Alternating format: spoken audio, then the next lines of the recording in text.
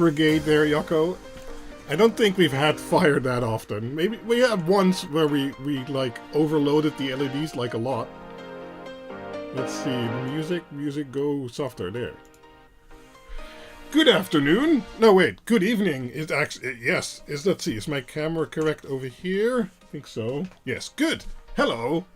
How are you tonight? Who's all here? Pixel Party was here because he's very excited about new LEDs. There's actually one that isn't on the list yet. It's this stuff. It's 48 volt pixels. Oh, look at that. Can we see? Oh, there. 48 volt pixels. Well, look at those first, because I was already testing with those, so they're still on my desk.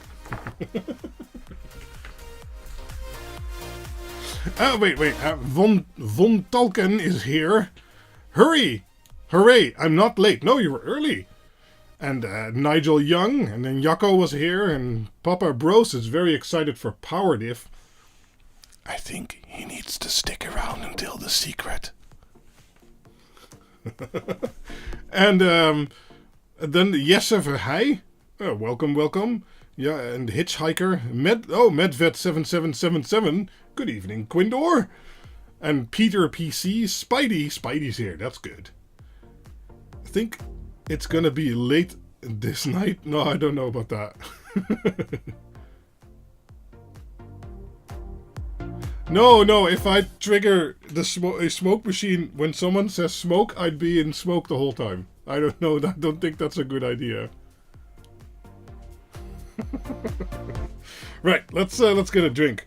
I've got two drinks here, We've got the Sprite Zero Sugar with Irresistible Taste. Where is it? There, Irresistible Taste. So that's interesting. Is it actually no sugar? 0% sugar.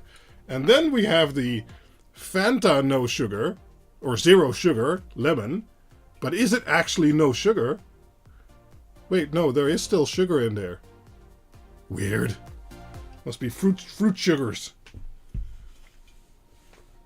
But I'm going for first time looking live. Nice there, yes sir. Well, welcome. We have a very interactive stream here, or at least I try to read the chat, you know, when I'm not blowing stuff up. Evening from Flanders. Okay. Hey there, Brent.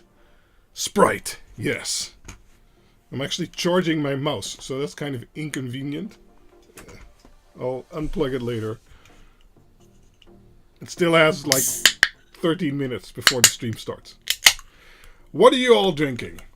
It's a nice Friday evening. The weather has started to become a bit better. We now have sun sometimes. Wow, that's nice. You found Lipton sparkling iced tea in the zero variety. Yeah, I've had those before. Those are okay.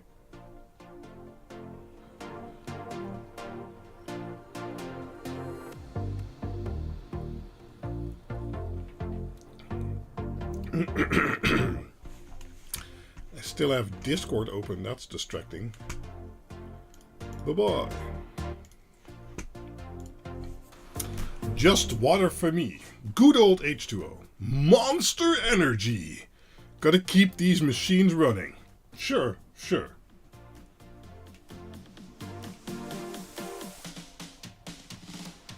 So I went on a shopping spree on AliExpress and I bought like 14 or 15 different types of LED pucks and strings and all kinds of stuff. Because, you know, somebody's got to test these things. Cost a few $100, but, you know.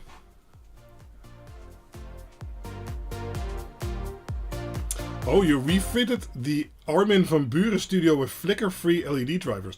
Are those true constant current then, Emil Bart? For Andy, good old BE beer. Okay.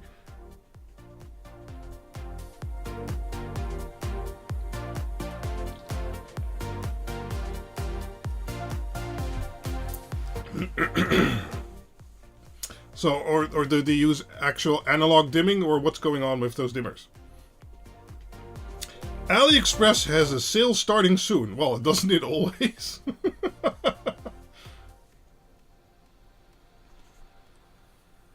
Oh, CV dimmers which just don't flicker on camera. So with a high enough PWM frequency. I mean, you can do actual CC. It's just that most dimmers don't. Still need to design one. I have designs half finished for one, but haven't gone around to that. I think around the end of the year, I'll have a true CC dimmer. But yeah.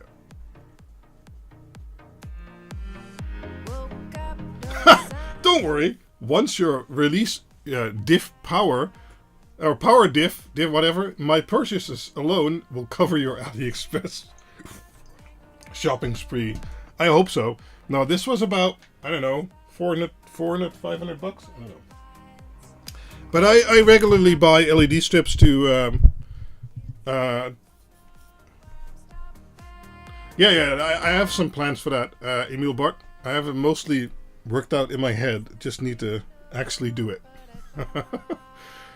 But, you know, I also like keeping the real world LED sheet up to date and things like that. And like new stuff coming on the market, like these 48 volt pucks.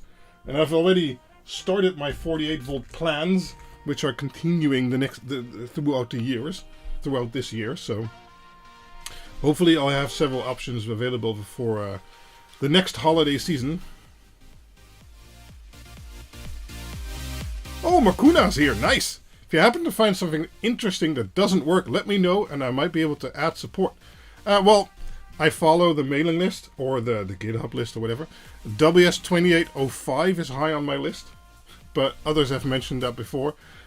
Everything today is RGB and RGBW, which basically is pretty well supported, so there can never be too much pink, says Johnny. Yeah, I don't know. Did you see there was an instance where there was too much pink. Hold on. What is this series called? I watched it together with Sandra. Series about woman cooking show chemist. Yes. Johnny, did you happen to see the TV kitchen in the TV series Lessons in Chemistry? If you haven't seen Lessons in Chemistry, it's highly recommended. I loved it a lot. And my girlfriend did too. So it's a really nice series. But Lessons in Chemistry has a pink TV set kitchen. That is too much pink. I'm just saying. There is a thing. It's possible.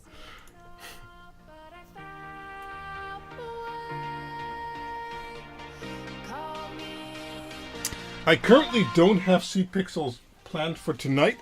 I do actually have some 12, 24, and maybe even some 48 volt variants. I'm not sure.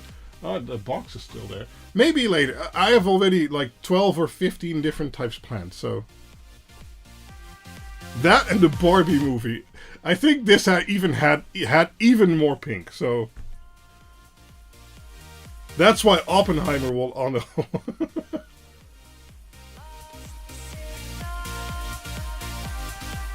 Hey there, Perry.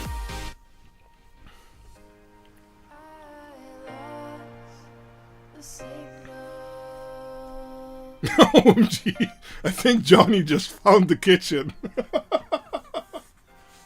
Yep, 48 volt seats, those exist.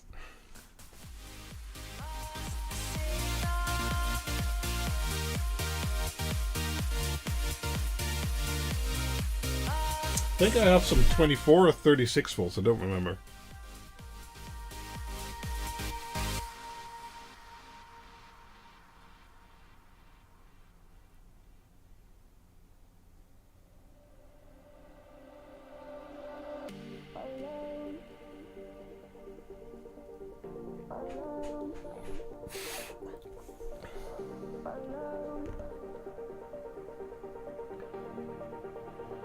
Pink beer?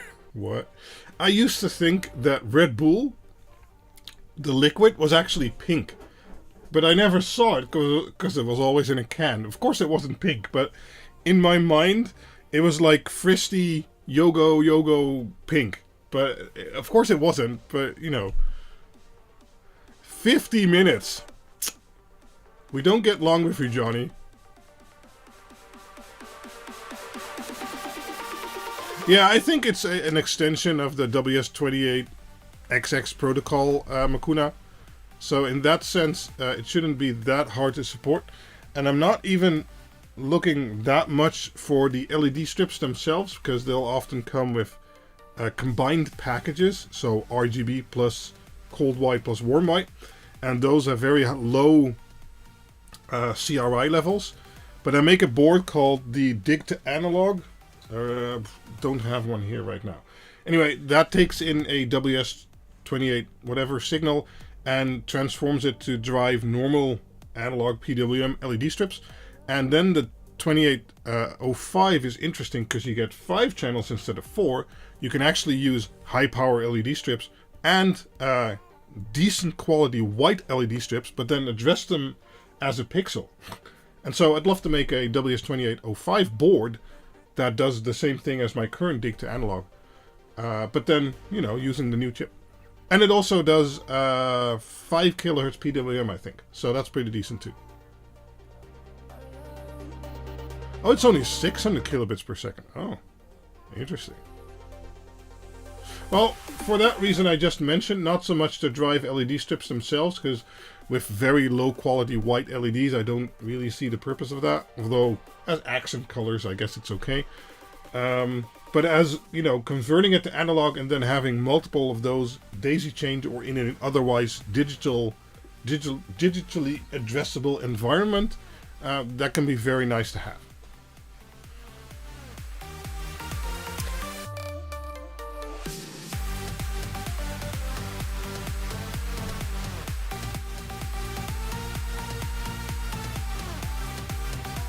Don't I have a Dig to Analog here? I guess not. Well, I would. Maybe it's on my desk. It's on my other desk. I think it's on my other desk. Oh well.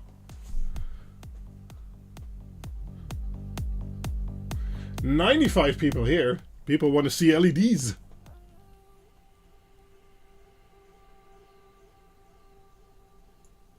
Yeah, these 48 volts have been interesting. I get why people go for them, although I'm not always sure how much necessary it would be. Although these do combine some interesting ideas, but we'll talk about these first.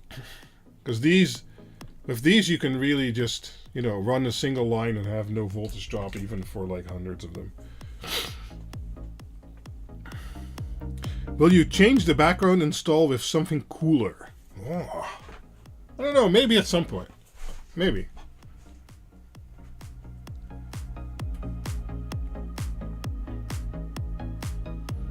I recently tested a new variant of SK6812. I think I have them in the lineup here too. But so far, all our addressable LED strips have kind of acted as constant voltage. So if you get voltage drop, the LEDs also become dimmer, right? But on a actually truly constant current LED strip, it doesn't matter if you have one side at 12 volt and the other side at 6 volts. As long as they're both above, let's say 4.5 volts, they'll display the same brightness. This side will just use less amps than this side. And I found one strip that actually does that, which is really cool.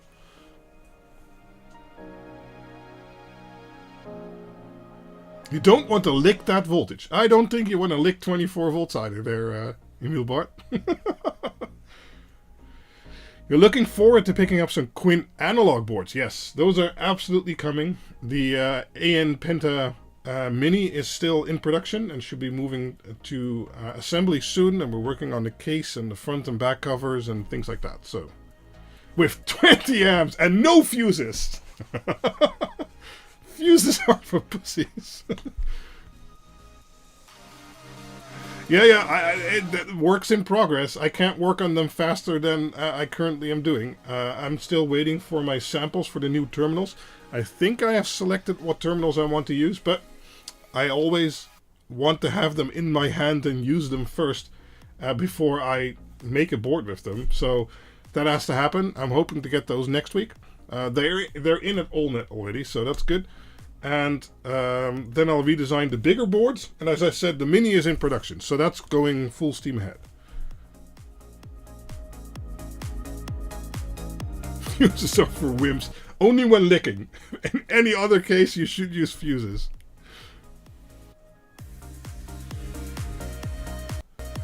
Hey there, Dutch Taurus. Go to AllNet. No, I still need to finish the last video of going there, so... I'll probably go again this year. We'll have to see. I'm hoping to combine it with a product launch and maybe some CE testing lab work, so that we can plan that we go to the CE testing lab while I'm there, because now I prepare them what they need to do if it doesn't work, and which resistors to change and capacitors and things to rewire and blah blah blah. But if I'm there, that's a whole lot easier. So, hey Rick, thanks a lot.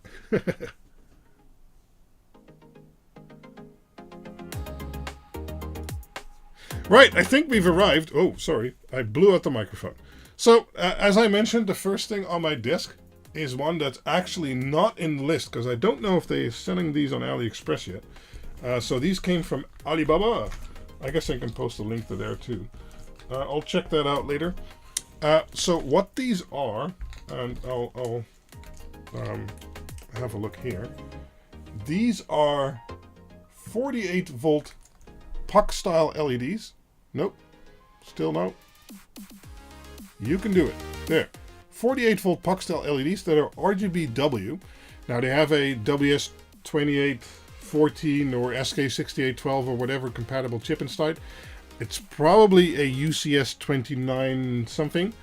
So they have 3 RGB LEDs and then 3 white LEDs, so it's single color white. And they come in this kind of fashion with this cable, which is actually interesting cable, because it's 1 times 18 gauge. So 1 core 18 gauge and then 2 cores of 16 gauge, which is pretty good. 80C cable, 300 volts, blah blah blah. It's rated for outdoors, so that's nice. But what makes these special is that normally you'd say, or I don't know if you'd say that, but you know, wait, you can't run 3 LEDs on 48 volts. You need like 12, like you need 6 for 24 volts and you need 3 for 12 volts, right? But yeah, 2904, yeah. But what they do, and that's why these also are kind of expensive, they have a buck converter on each of the modules.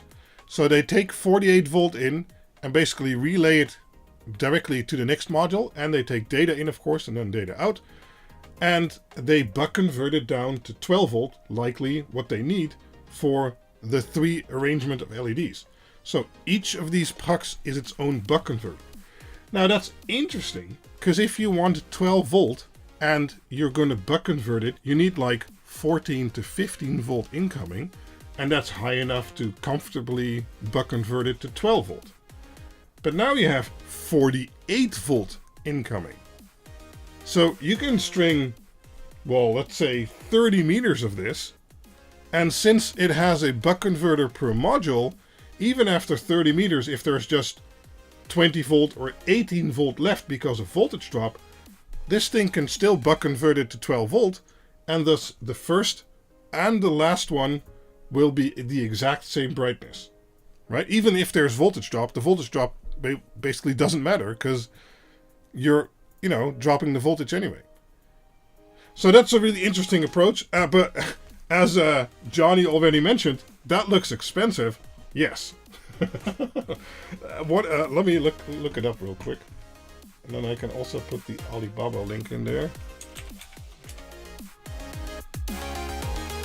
Those things won't fit under my eyelids. What?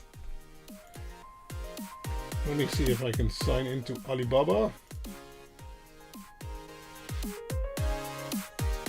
Where is it? Orders.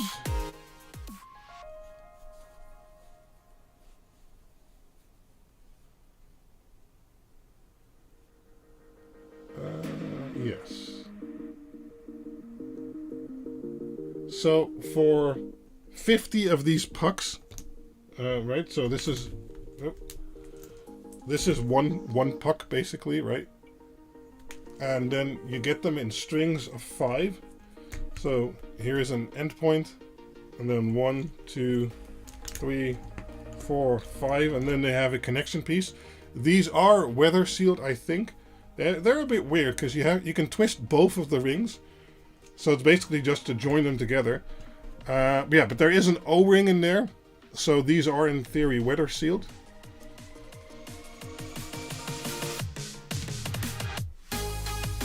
You can squish them pretty tight, so that's good.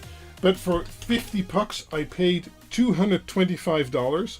That is including shipping and including aluminium bars to mount them to basically a ceiling or something like that. So if you're mounting them on your house. Without the aluminium bars, it was about $200. So for 50 lights, that does include shipping, but that basically means you're paying $4 for a single puck.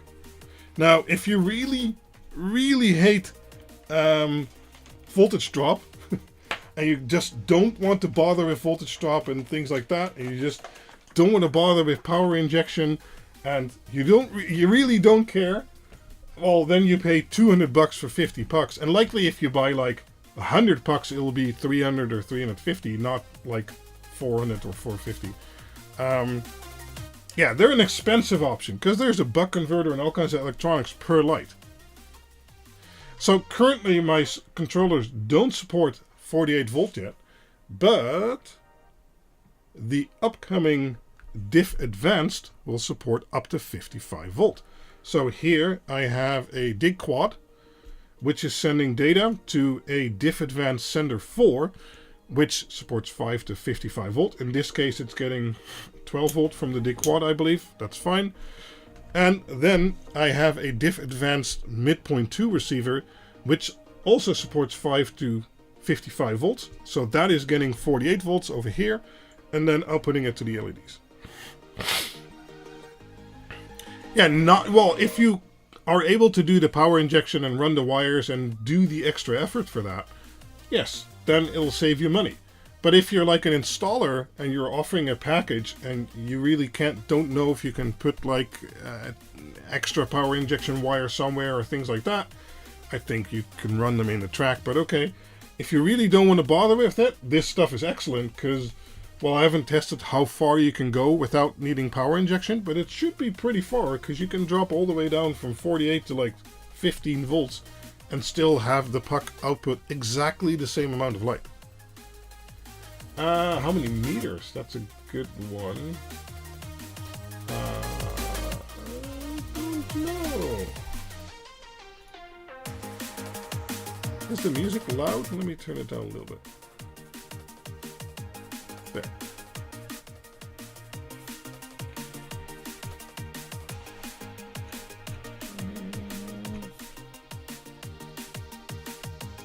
Oh, this is even the wrong link. Yeah. I don't know how many meters that would be. Let me see over here. Let me guessify. I'd say this is about 1 meter. So they are 5 pucks per meter on the cable. You can of course put them closer together in the channel if you want to. Yeah, let me check the interpuck distance. Oh. Don't have a large measurement thingy here, but this, let's say this is the midpoint. Yeah, I'd say that's about 20 centimeters, right? So this is 15, so that is 20. Yeah. But of course, if you're putting them on your house, you can still do like 5 or 10 every meter if you want to, or, you know.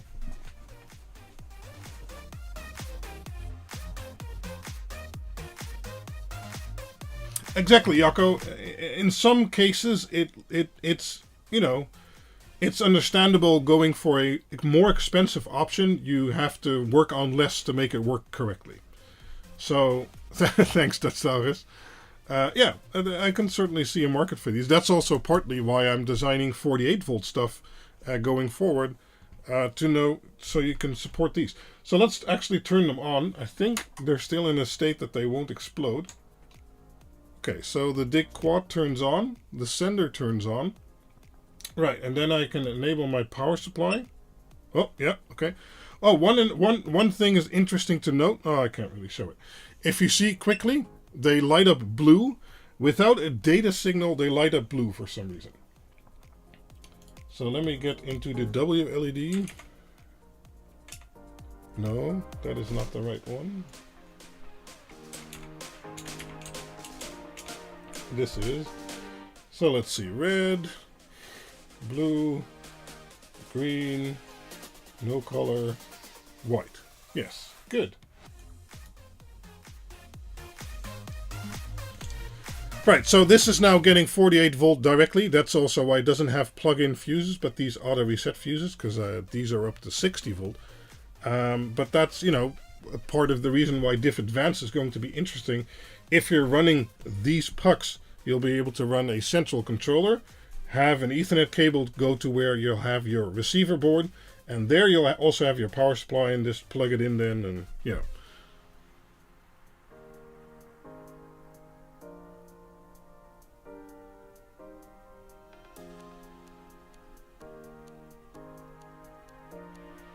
So let's turn down the lights. Turn down the house. Garage lights. Beam. Okay. All right, I turned them off. So let's take a look at the white first, and let's quickly do a measurement using my CRI meter or my colorimeter, spectroradiometer.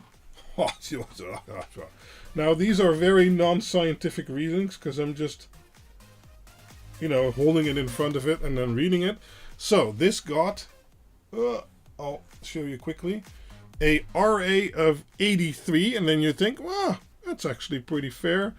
But if we continue, we see that if you look at the CRI values individually, we got an R9 of 9.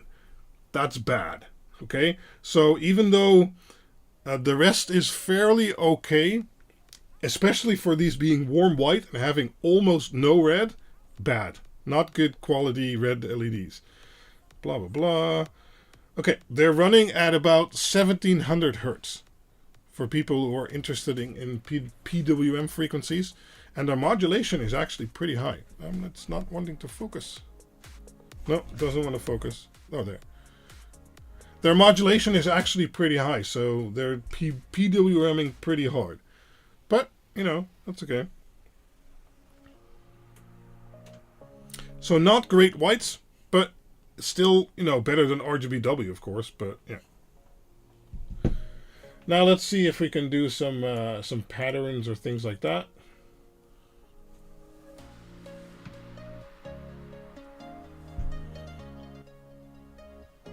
Yeah, you can see that my camera is at 1/25th shutter, 125th of a second, whatever.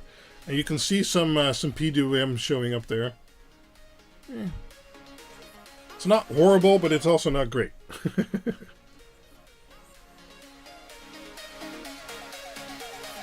So yeah, you can do all kinds of patterns here, and you know, it's normal WLED stuff. Fire.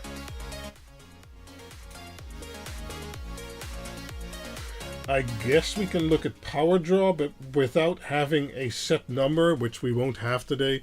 In amount of LEDs, it's hard to, you know, say anything about that. But currently with 50 set to palette, with the default color palette and 100%, I guess I should have put it to rainbow, huh? Because that is also what's in the power sheets. It is drawing 27.8 watts, so let's say 28 watts. Well, sure, we can get out the thermal camera.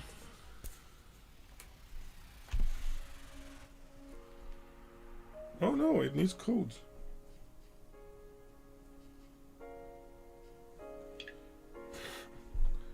I don't believe these run hot, but they do run a lot of power idle.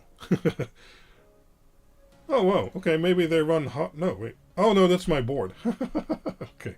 But that's okay. Half of it's broken, so I've been messing with it. Anyway, these... No, these run pretty cold. See? You can't really see, can you? Let's get my board out of the view. No! Oh, that's the pad on the desk. So 28, 27. Oh, the front seems a bit warmer, maybe. No, not really. 27, 30. No, they don't really run very hot. I see a max of about 32 degrees on the front somewhere. Of course, if my hand or my board is in there, I can't really show you, huh? 31, 32. Yeah, no, not very hot. Not very hot.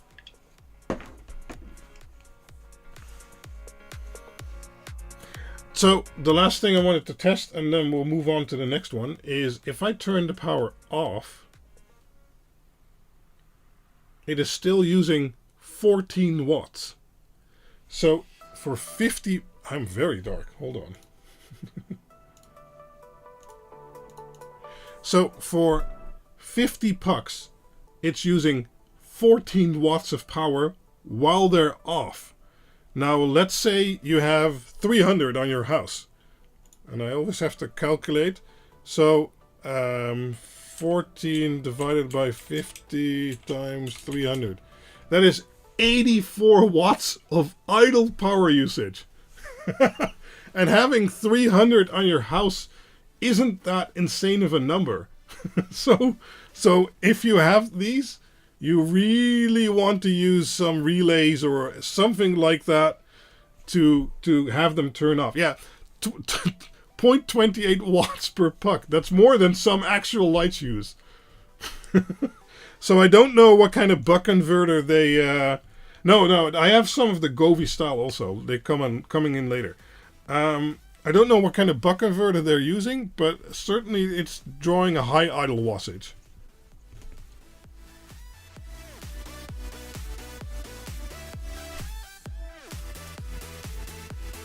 They will stop snow buildup on the roof.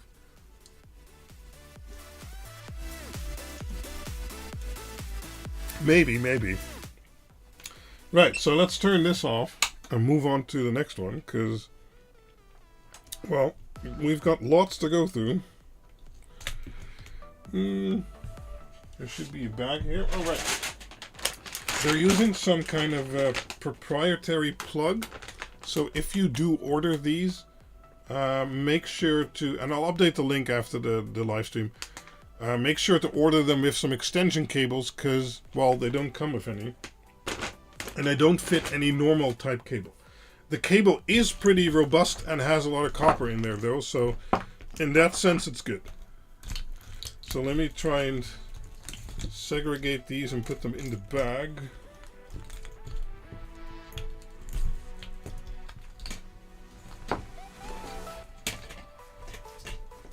There.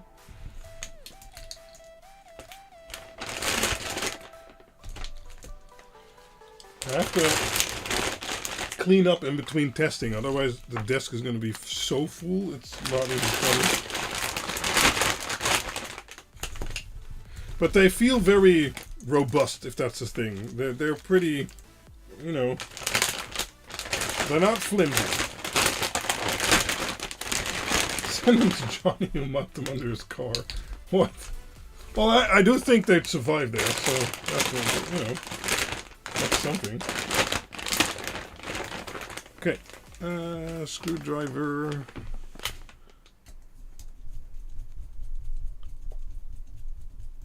Yeah, you need some boost converters there. Well, actually, these will run fine from 12 volt or 36 volt too. You don't actually need 48 volts. But of course, you are buying them partially because they are 48 volts. Okay. Let's get everything in the bag. Try and close the bag.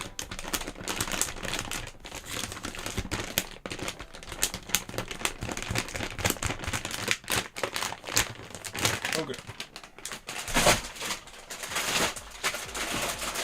Now I believe most other stuff is going to be 12 or 24 volt, but we'll see. I'm not sure I can put this box on screen. I guess I can. Oh, right. Here we have some strip, but I'll leave that for last because we're mostly testing other types of LEDs. Then we have some DC 24 volt something. Okay. And then we have two interesting boxes, but I'll leave those for in a bit. because those are very different than anything we've tested before. So these are noisy.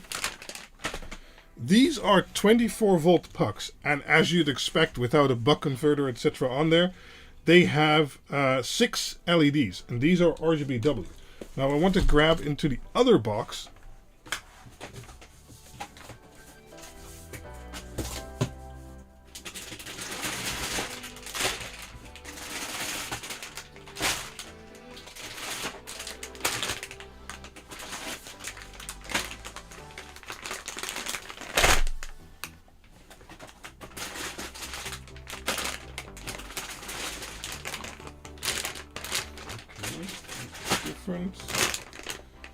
Right, so I've got many versions of this.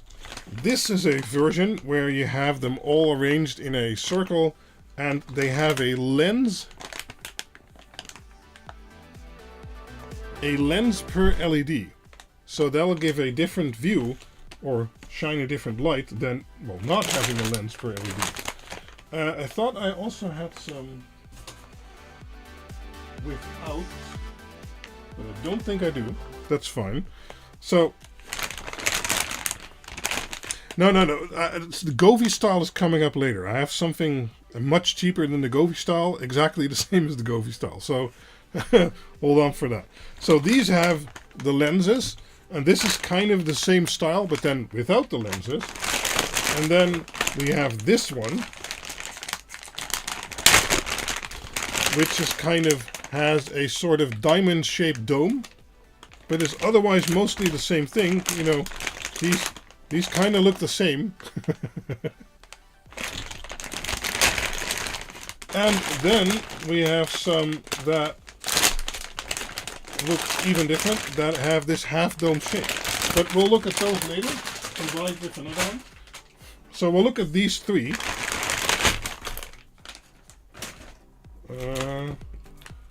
Trying not to mix these up.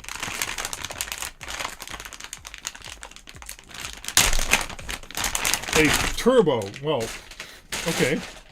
Is that a chemist slang thingy? So let's see here. These are 24. They should all be 24 volt. 15 centimeter spacing. Okay. Yeah, 2904 RGBW. These should be the same thing. Of course, it doesn't say. Let me just make sure they're 24 volt. 24 volt. VCC. It doesn't say 24 volt.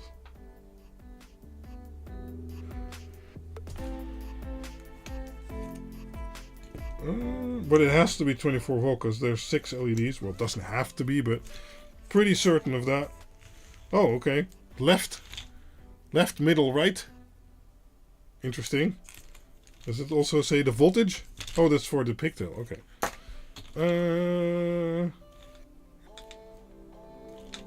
What? What? It's in reverse. What does it say over there?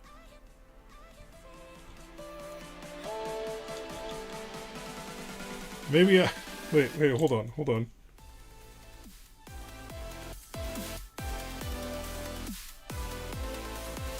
Oh, there we go. 24 volt.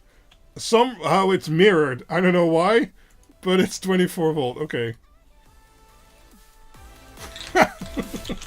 Video magic. Oh, and these are TM1814. Okay, so that's a different chipset.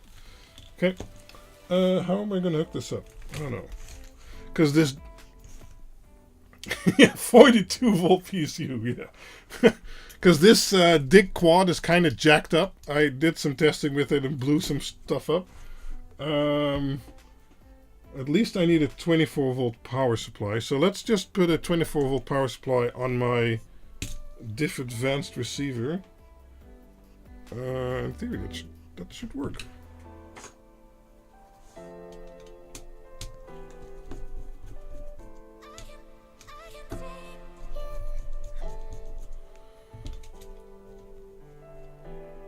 Oh wait, no. This was on my variable power supply. I can just leave this. Oh.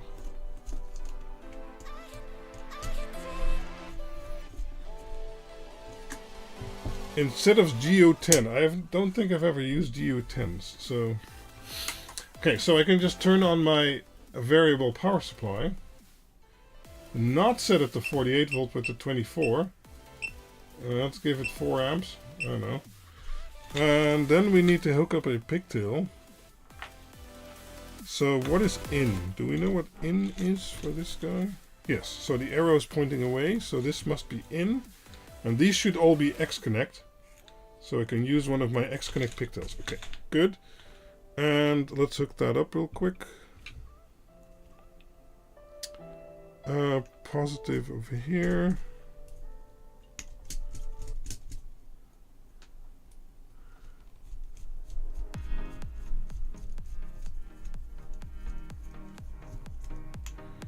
Negative over here.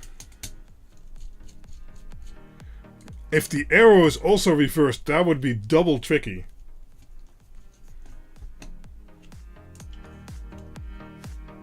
I don't know, we'll see, we'll see.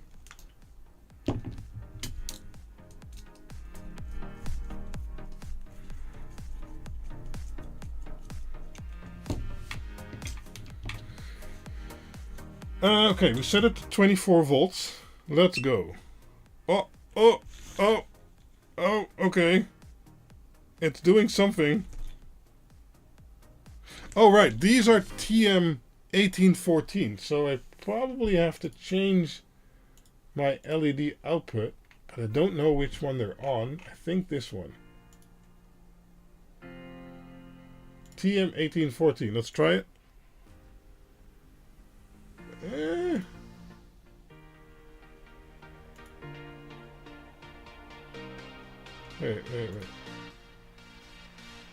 Yeah, okay, so it seems to have trouble with the first one. If I set it to solid, it's not liking it.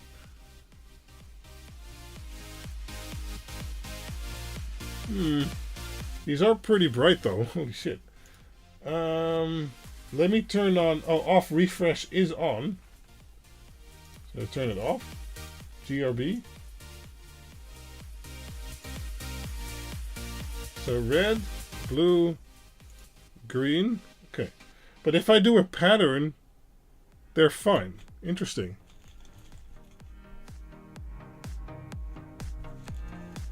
Well, we're running through the diff advanced here. So that's an added complexity. But in theory, that should be fine. Let's turn them down a little bit.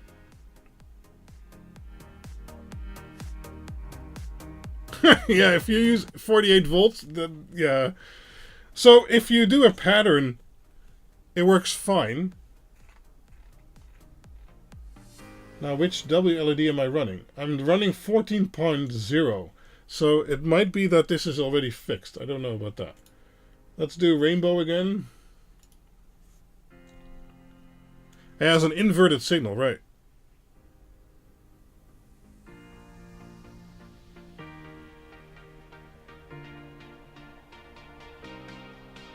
Yeah, as long as there's LED data coming in, they seem to do fine. But these are bright. Let me turn it fully up. Oh, wow. Ah! I mean, compared to the other ones we just had, I didn't change any camera settings, and these look a lot brighter. And they're more efficient too, because we're running 24 volt, and I'd say this is... How many pucks would this be? Half of them? I don't know how many pucks this is. Let me undo the stupid twist ties.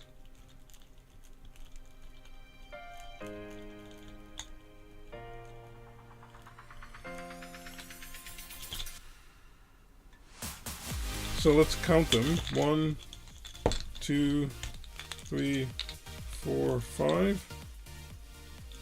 1, 2, 3, 4, 5. So that's 10, 11, 12, 13, 14, 15, 16, 17, 18.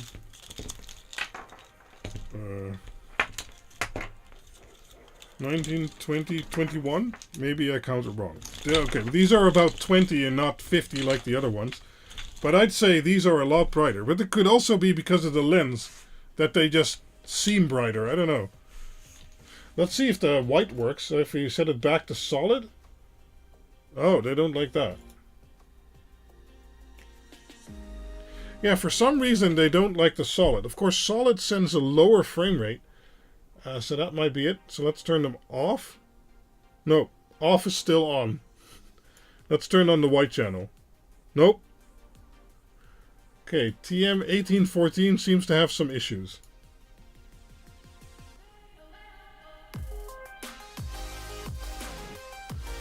Let's see. I have it set to TM1814, yeah. If off refresh is on.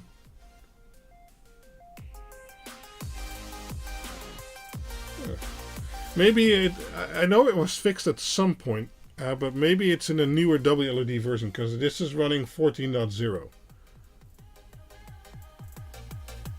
Yeah, these are IP rated, so they're fully sealed on the backside. All of these basically are, I think. So they have an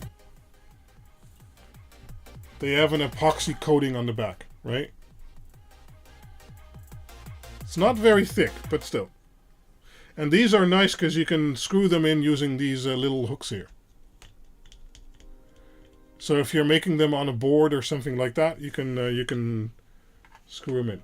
Yeah, let's set it back to blends. Yeah.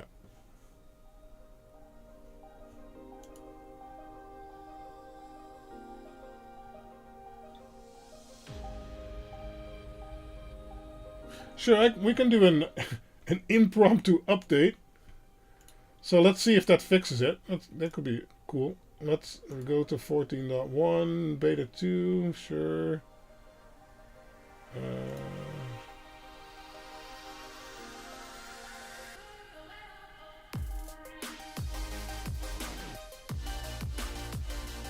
Sorry that this isn't on screen, because otherwise it would be a bit much on screen. Update! Well, now I can't control them anymore, of course, but yeah. They are nice and bright.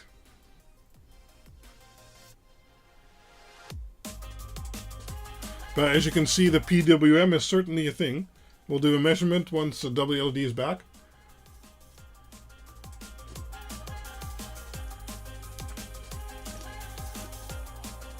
Oh! Oh! Did it work?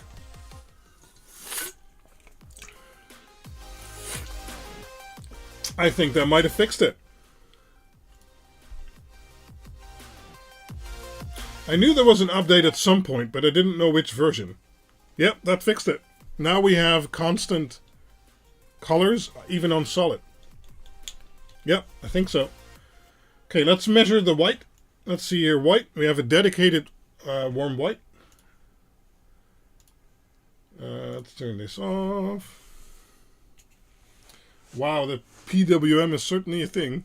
I don't know what brightness or hertz PWM this uses, but so we'll do our very impromptu, non-scientific method.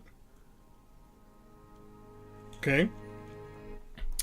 Let's see here.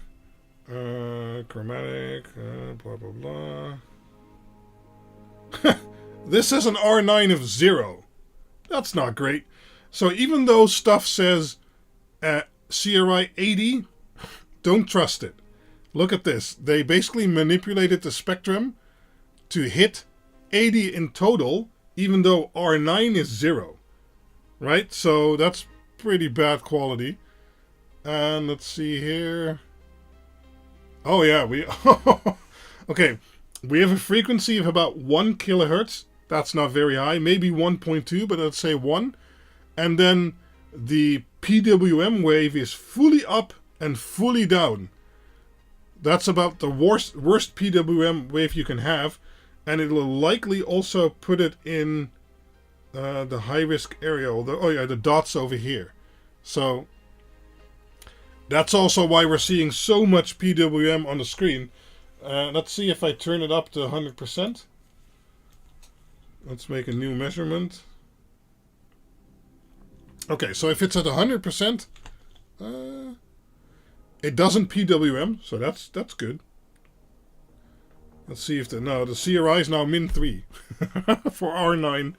Your R9 bar is broken. Yeah, no. So these are horrible quality white LEDs, but that's okay. I mean, white's an extra for these, but the amount of brightness on these. They're very bright for a low power usage. Right, because we have about 20 and it's only using 12 watts to do this. Let's see, single white, it's using 13 watts. Let's add full white.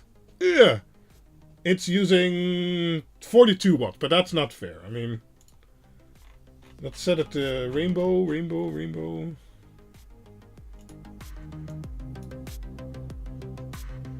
Temps? Oh, you want temps? Okay. They don't feel warm, so well, a little bit.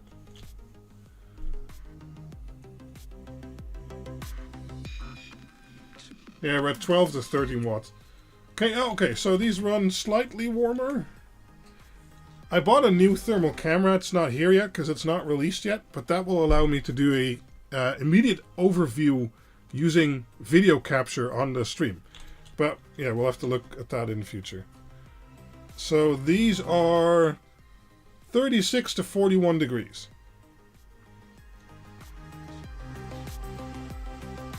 Yeah, well, that's also what we're measuring, so that's pretty correct. So that's a pretty low PWM for nowadays. I guess if you don't do anything video or something video related, it's okay, but... Right, I'm going to turn these down. I guess we can just continue with the next one. So I just disconnect the pigtail here. And then search for this pigtail in the dark.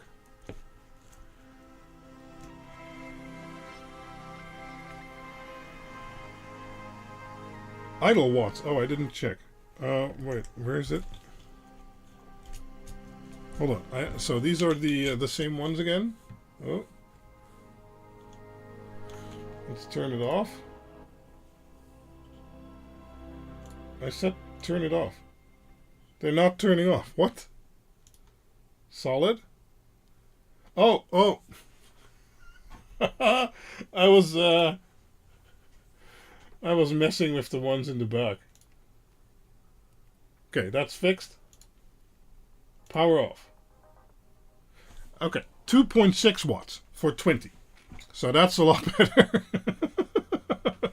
Yeah, 2.6 watts. Okay. So we already verified that all of these were 24 volt. So in theory, I can just plug it in. Why are these bright white? I don't know.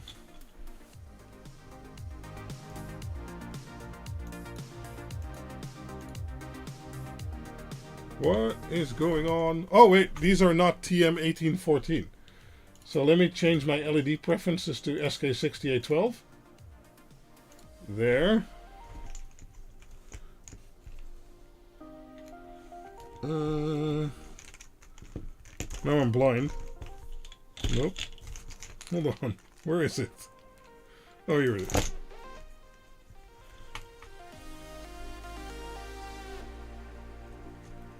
There. Okay. Yeah. So these are SK6812, not TM1814. And, well, set the rainbow. Let's go 100%. Oh, wow. Oh, yeah. Okay. These are also pretty bright. They do about 11 watts with rainbow. And let's see how many pucks we have. Let's undo this stupid twisty tie.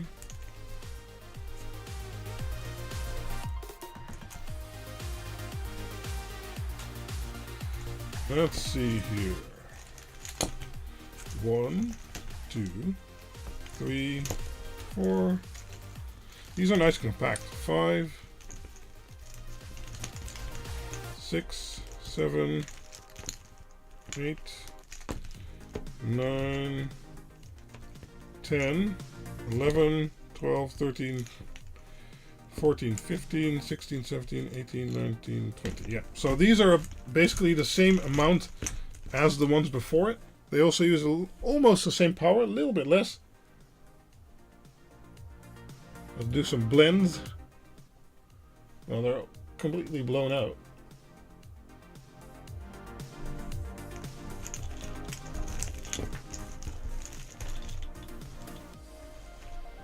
Yeah, there are lots of clones, absolutely. Because I think these are UCS 2904 actually. Yeah, it says it. It says it even over here on the little label, 2904. So let's see what PWM these do. Let's set it to 50%.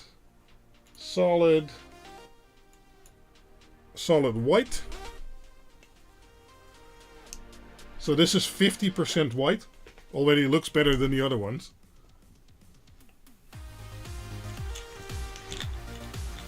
So let's measure these. Very bad measurement. Okay, we're getting 82 CRI basically. Okay, bad quality white, as you can see again. 4 on our 9. But here you can see that the frequency is 1600 hertz, so that's already higher. But another difference is that the amplitude is also different. So the other one you saw, they went from 100% to 0% to 100 again.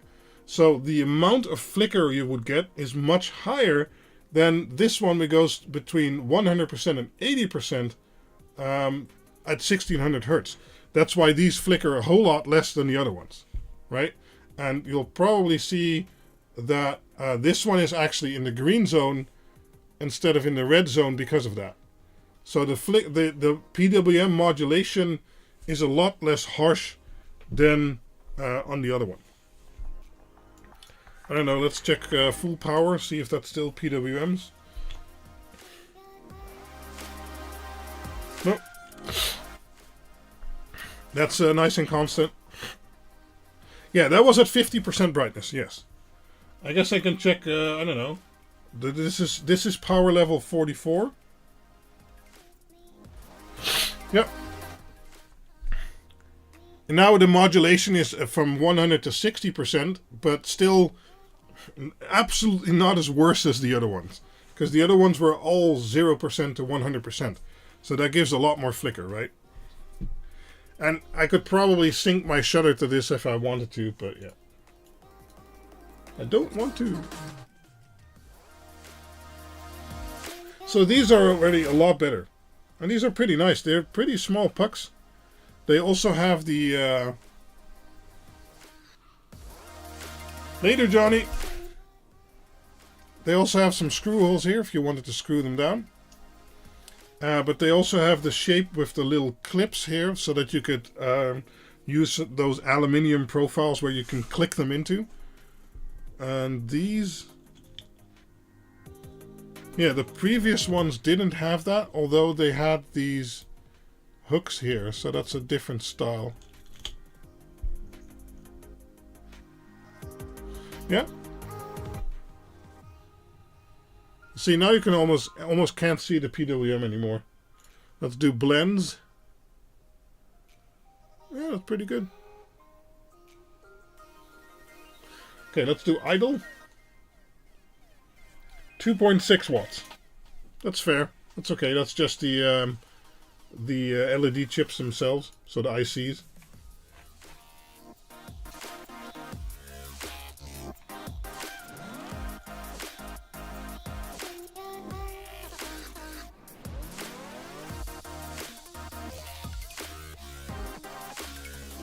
Yep, pretty good.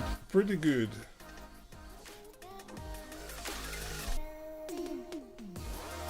Okay, let's go to the third variant. So basically we've now looked at ones that are flat, that are these. These had those little domes. Oh, I didn't actually show what I wanted to show with those. Basically... Oh, later, Makuna. Thanks for joining. Basically, if you have them flat on your desk, you can see a different pattern where these just project one bundle of light. If we take a look at the other ones, and they'll probably flicker, but that's okay. or not do anything at all. Okay. Let's put them back to TM1814. Oh, there we go. So if you put these on your desk, you can see a bit of a different pattern where they're shining outwards, and, well, basically, especially if they're longer distance, you'll see more distinct LEDs instead of just one bundle of light, basically. Right? So let's go to the third variant, and I've never seen those before either. And Emil Bart calls those turbo. I think because of the kermis here in the Netherlands.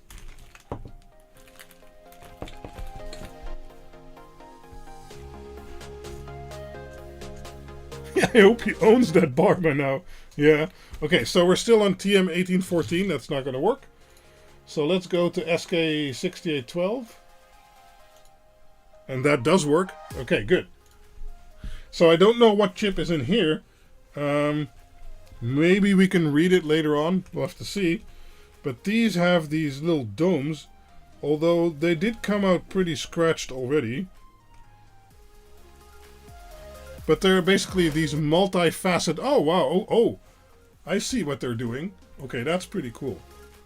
Let me turn that down. And let's set it to rainbow. Where is it? There.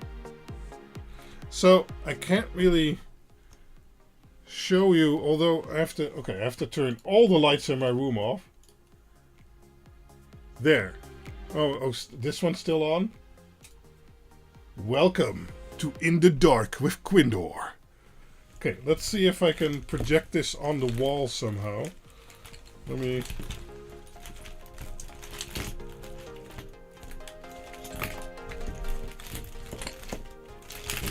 Yeah, they're basically diamond shaped. Hold on. So let me try and see if I can project that on this wall over here. See that pattern?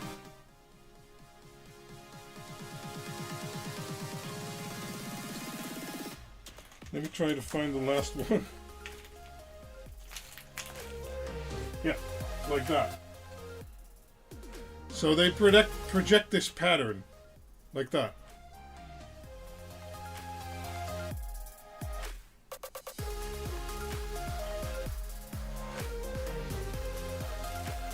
Yeah, so if you have a lot of them, let's see what that looks like. I don't know. Yeah, that's pretty cool.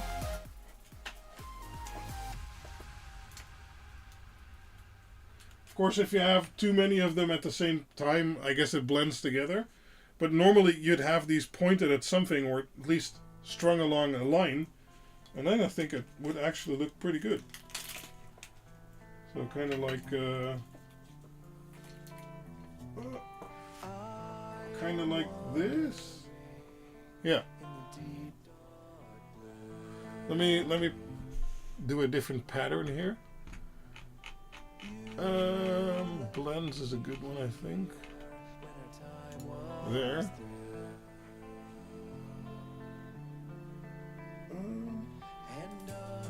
Now I have to, yeah, there we go.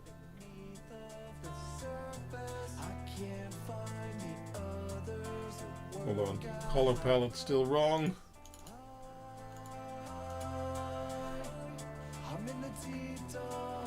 Yeah, you do have to angle them all correctly.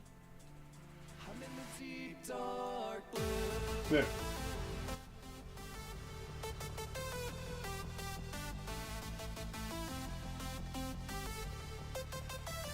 Yeah, that's pretty cool. That's something different again, right? That's basically what this was about. Buying lots of stuff and then looking at, how they look and how they perform and how they are different. So let's turn this back on. And let's turn these back on.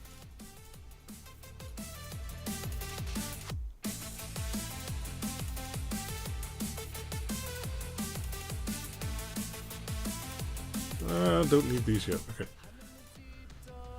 Okay, can I have these? Right? Yeah. Cool. Yeah, exactly. Those songs, they somehow these are with the Diamond Dome. They are in the description. Right, I call them Diamond Dome, but the outside is actually perfectly flat, but inside they're multifaceted.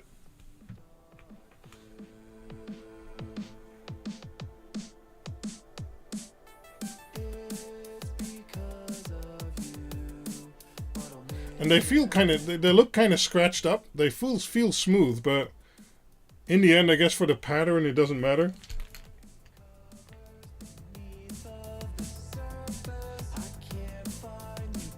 Yeah, and other than that, I think they're just the same as these pucks, or almost the same. Let's test the full white. So let's go to 50%.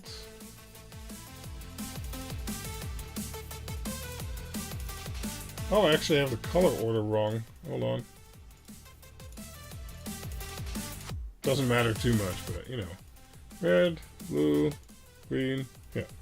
Color off, white on at 100%, and the brightness is at 50%. So, how do I measure these? Well, let's get a few.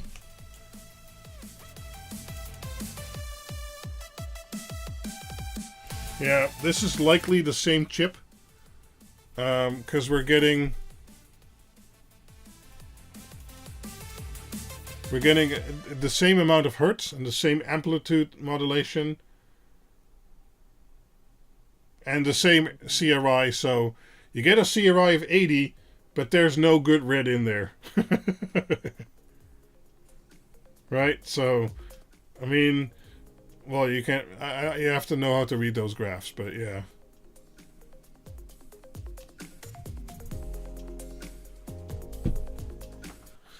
Oh, sorry. Well, no, it's still bad quality CRI. It's fine for accent lighting, but it's absolutely not suitable for anything primary.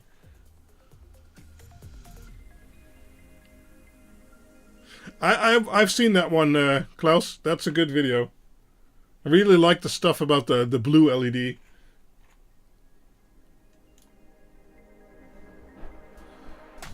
Yeah, cool. So that's another type tested or looked at, right? I mean, let's see the idle wattage. Yeah, it's also 2.6 watts. It looks around. Oh, well, it shows the. I can show you the RA. No. The C. Yeah, right here. Yeah, CCT is 2911. So they are pretty warm. That is correct, Neil. But it's still not suitable for main lighting. It's only suitable for accent lighting. Okay, let's get these bundled up again somehow. Let me put them in the bag. Sorry for the noise.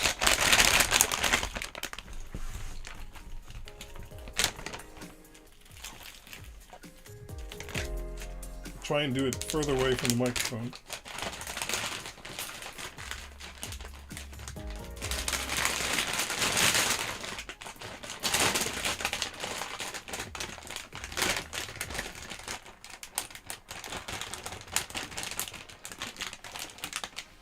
No. This is a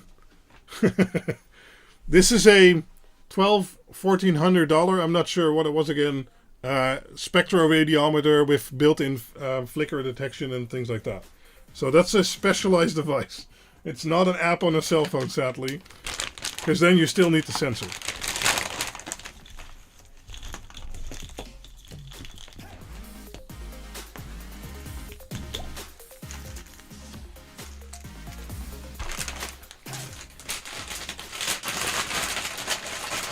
I used to use a different method, which was a bit cheaper to get started with.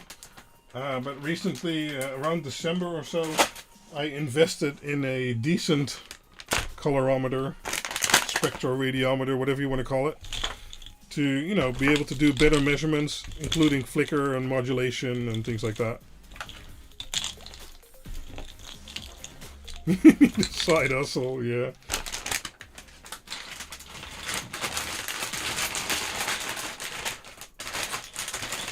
Well, that's the problem. I think it's more of a main hustle equipment, you know. Okay, do we want to look at more puck lights or that kind of style, or do we want to look at GoVee style lights?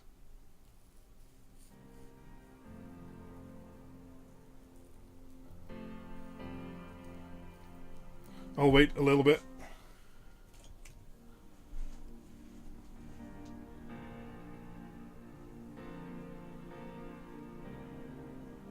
What is a GoVee style light?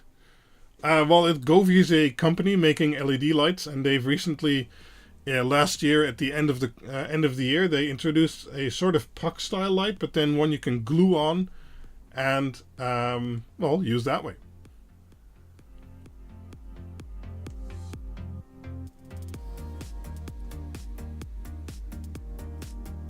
Looks like a mini XLR connector almost. Which one are we talking about? These? These are X-Connect connectors.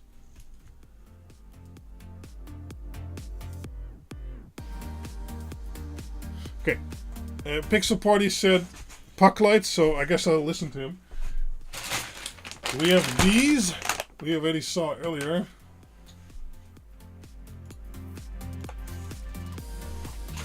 And these. So these are 24 volt. Good. Don't want to blow stuff up today. And these are also 24 volt. This is definitely the biggest. Although I have something here that's still pretty big. There. So these are basically the same as we just saw, but again with a different diffuser. So we'll take a look at those first. But if you look at the LED puck and the reverse text, we already know these are basically the same. But these are different. These basically have, I'll call them ping pong style. So kind of large dome diffusers. And then they have a hook here. So you can actually hang them on a wire, I guess. And, oh, what kind of cable do we have? 2 times 75 millimeter square. Okay. Oh, interesting. So they've started making special LED cable. 2 times 0.75 millimeter square plus 1 times 0.3. So that's for the data signal, likely. Yeah, so let's look at these first. Sorry. Because I can just hook these up because we know these are the same. And here we go. Did I just blow them up? No, they were just off. Okay. Let's set them to blend. Let's turn off the lighting. There. So yeah, these are basically much more diffused because of the dome they have on there. So it's basically the same as the other light we just saw, but instead of the diamond-shaped dome or whatever you want to call it, these have a little sphere on them, which diffuses them pretty good. Even I can't see the individual LED. So depending on the effect you're going for, where you're going to mount these down, you know, this could be a very different effect.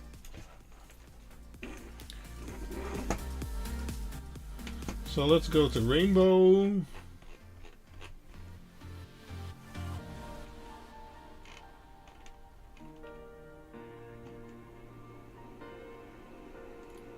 Oh no, my power supply is starting to make noise.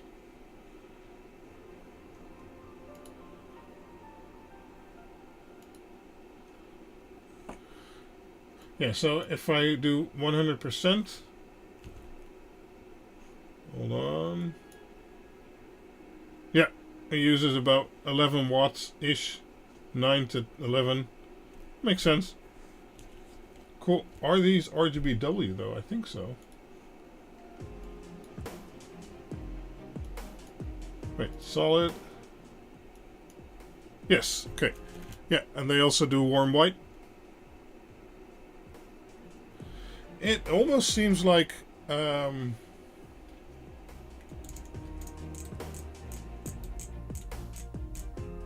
right.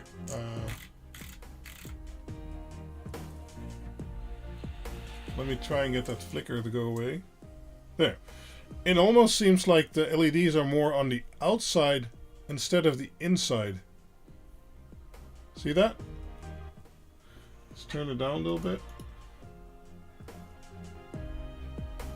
Yeah, they're more on the outside than on the inside of the ring, while on the others...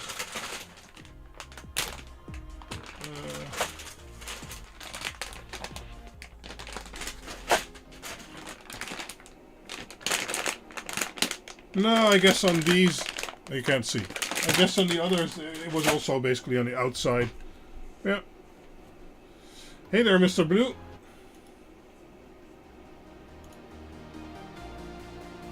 Woohoo, disco.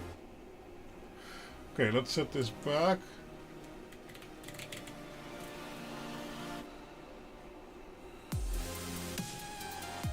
So I'm not gonna do the other tests on this one because I'm pretty sure it's gonna come back the same. I'll do the white test so we can also measure the flicker, but I am pretty sure it's gonna be the same.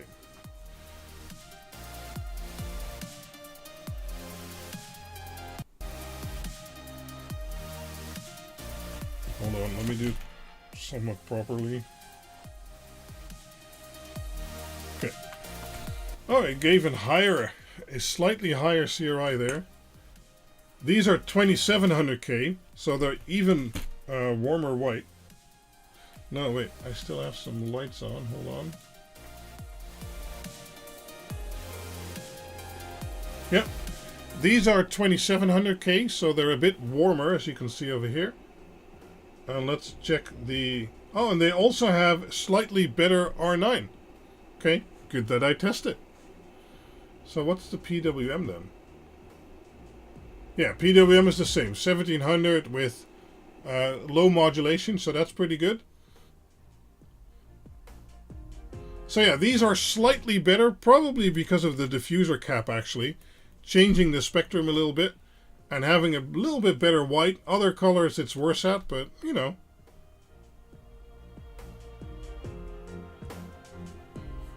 Yeah, pretty good.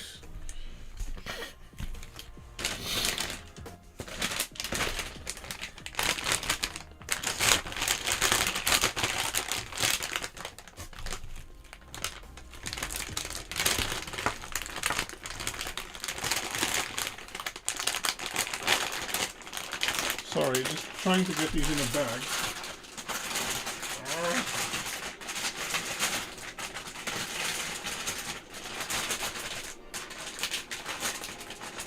Okay.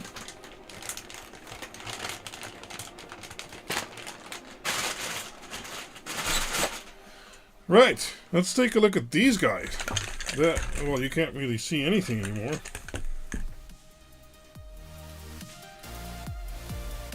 So these are the ping pong style. They should also have an X-Connect. Let me undo them first.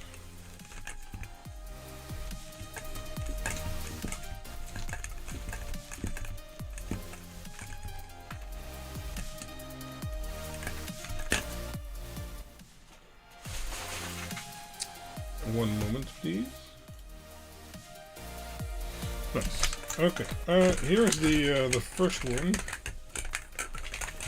So let's orient it slightly different.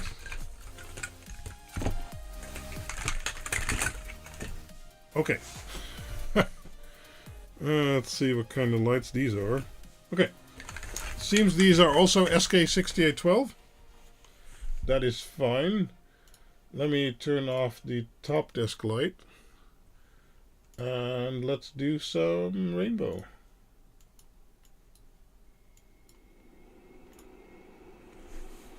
Yeah? They're rainbowing. No, I'm not secretly opening a bag of potato chips. Maybe after the stream, but not right now. Yeah, the diffusion is pretty good again. Let's turn them way down. Yeah, even at level 12 on NW LED, I cannot see a single LED. Of course, the distance is a lot bigger, so kind of makes sense. Oh wow, these use a lot more power though. But these are probably more. These are not 20, right? This is more. I don't know how many these are. Hold on. 1, 2, 3, 4, 5, 6, 7, 8, 9, 10, 11, 12, 13, 14, 15, 16, 17, 18, 19, 20, 21,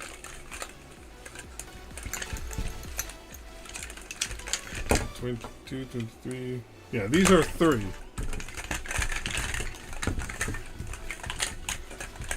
Okay, whatever. Well, they're plastic, yes, but they don't feel very cheap. Actually, this plastic over here, this feels pretty decent. I don't know if I can spin this diffuser.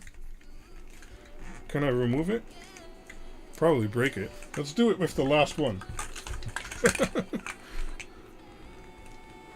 There's probably a way to unclip these. But I can spin the top.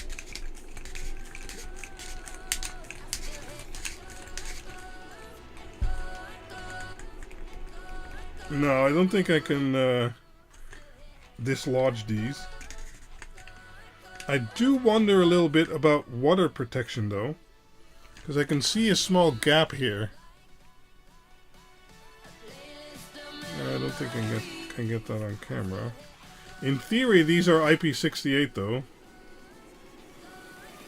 In practice, I don't know. Can I get it off? Oh, I got it. Ah, okay. Well, that's easy. These are perfectly watertight.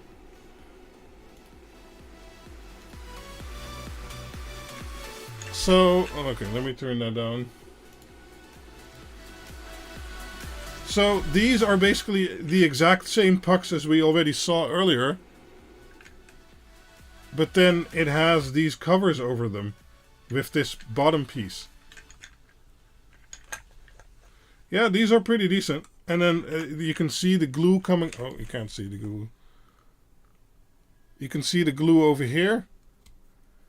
So they're basically glued into this bottom piece, it seems like. Yeah, these are plenty watertight. Wouldn't worry about that. And then they come with this hook.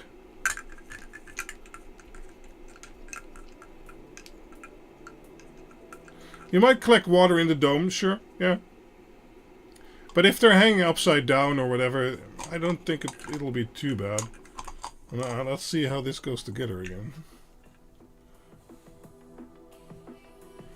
Yeah, but this is... yeah, right. Okay. That sounded great.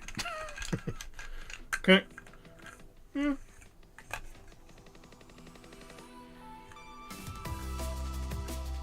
I'd say this construction quality is fine, actually.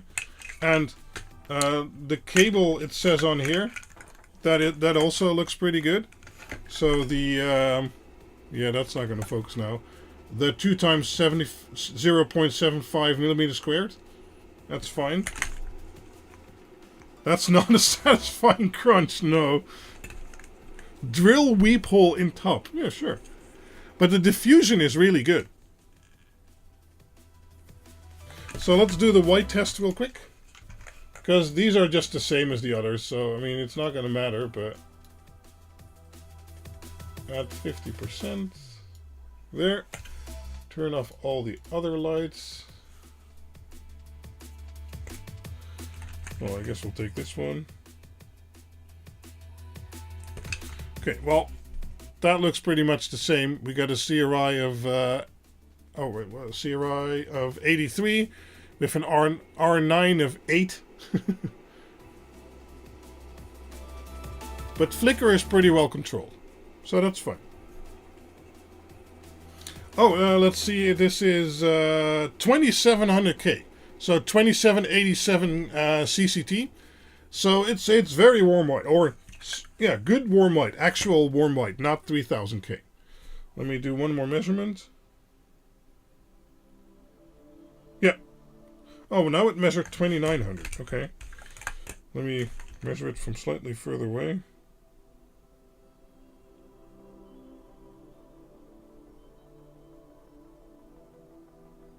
Yeah, okay, it's measuring slightly higher now.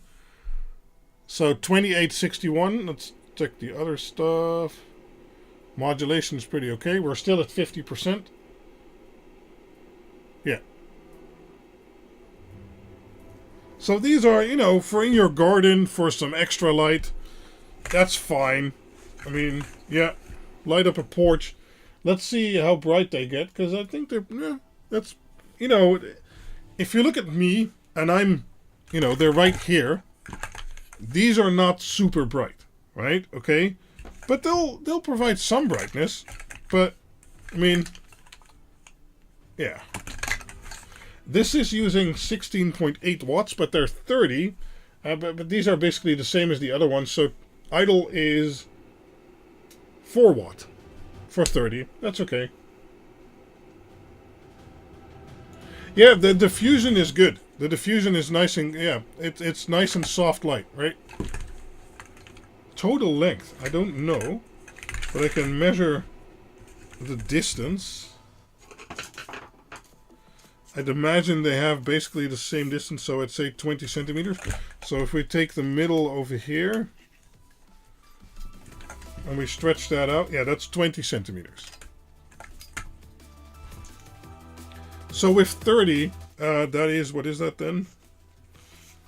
Oh god, head math during stream is broken always.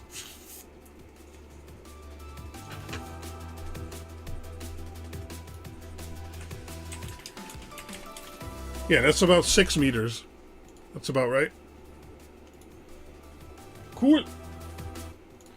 Okay, so now let's move on to different forms of light. Let's set it to blends real quick.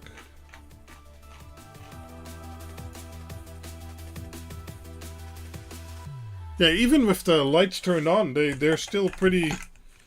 Well, this camera isn't tuned for that, but the other one slightly is. That's still pretty good. They look nice and colored little balls.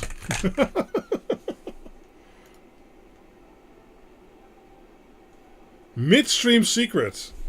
Sure. Sure, Philip. Sure. Let's see. I have a board in... What's this guy?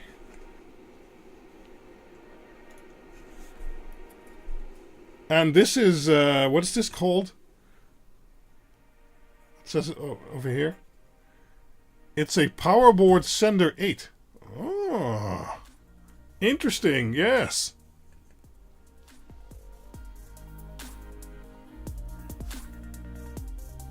But we're going to take, or at least I'm going to show, maybe we'll take a look at it.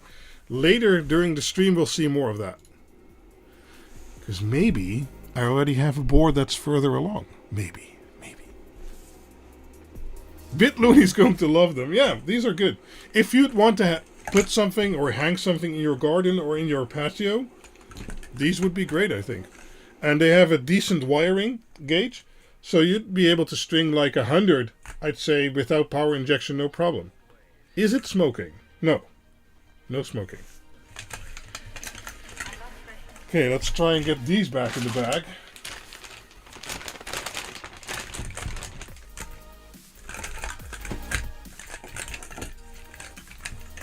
Where was the end again?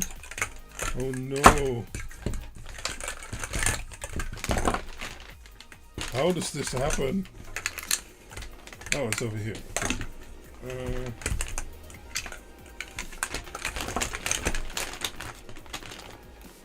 No. This is the end.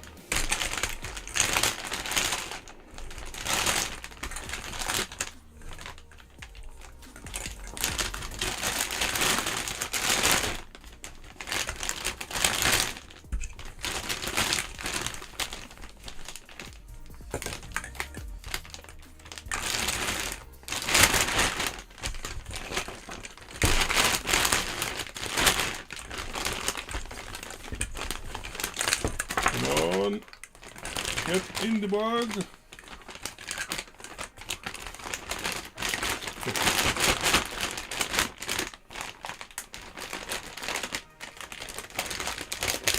More potato chips. Look, they're very crunchy. That's for sure.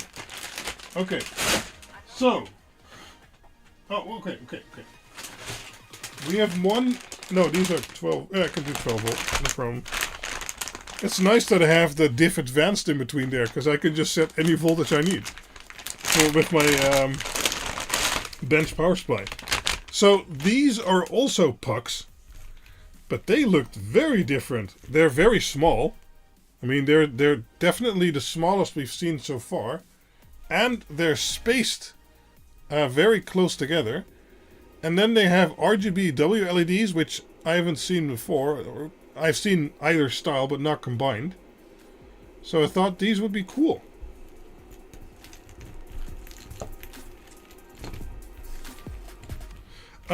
Sure, if there's other white light, the domes will also pick that up. That is true, Dutch Towers.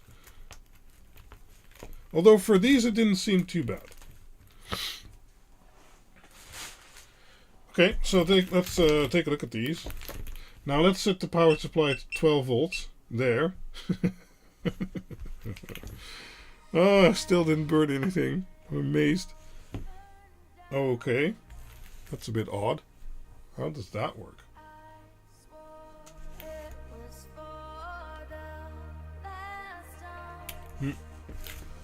Let me see what's going on here.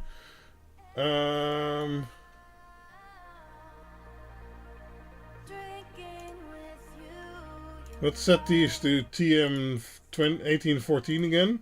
Yes, okay. So these are TM1814. The globes are linked below. Yeah. I'm not sure how I described them. Let me check.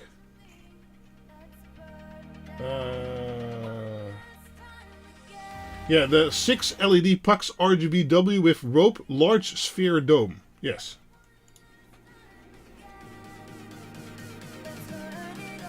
Whoa, descriptions. Large sphere, yeah. So these are tiny and have TM1814 in them. Okay. Oh, the color order is wrong. That's what I'm seeing. Okay, let's go GRB. Yes, okay, that's the colors I was looking for. Let's turn off this one.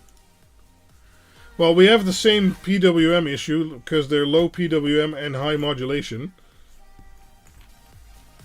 Hey, Draadstaal's here. Yeah, these are not cheap options, but if you're going to put something down, they are generally good quality. And you get 30 of them. I mean, I don't think that's bad.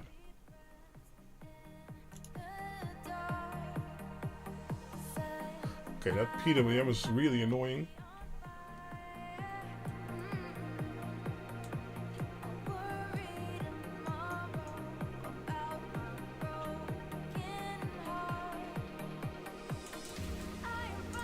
I cannot find a frequency on my camera which syncs to the PWM. Nope. Nope. Nope. Nope. Nope. Okay, back to 125. So if you want to film these, don't get these.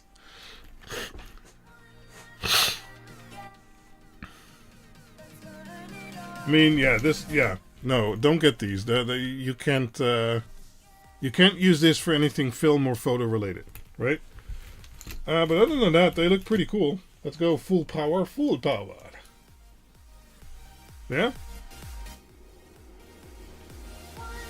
It's interesting that they're 12 volt, but they only have 2 LEDs, not 3. Are they maybe cob LEDs? Let me put them on the lowest setting. No, they're not cob LEDs. We'll see some cob LEDs later, though.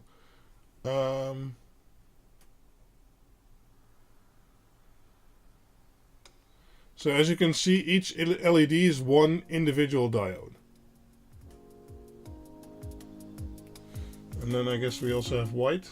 So let's go to solid. Yeah, that's also one diode. Okay.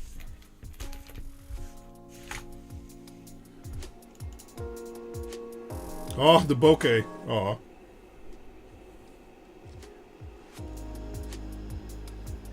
They don't have the eye hook. Let me double check that link.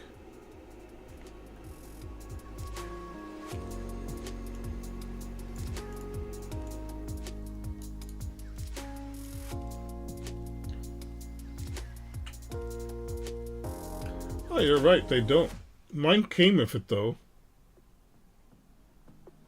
And I'm 100% certain those are what I ordered, because I literally took my order history and I linked those.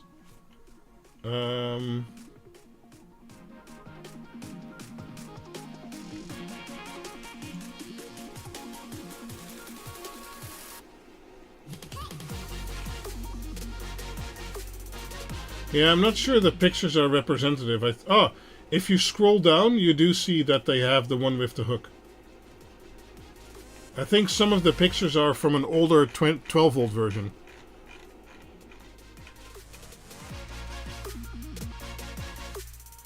How are the individual 5mm LEDs with the WS2812 inside?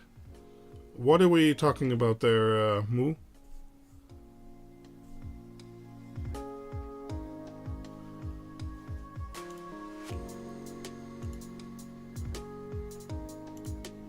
So let's measure the white on this one. Let's see, half. Okay.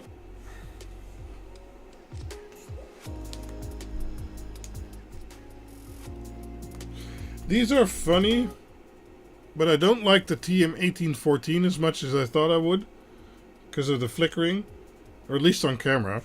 And yeah, I don't know. They're small. I guess that's the biggest advantage.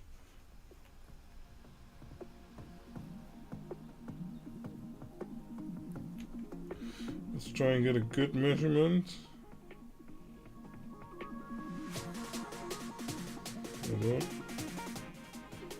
Yeah. Okay, so they are about 3000 Kelvin. So they're slightly cooler. Yeah, they have a bad CRI. They say 80, but it's manipulated 80, so it's still bad. Oh, these have a better modulation than the TM1814s we had before.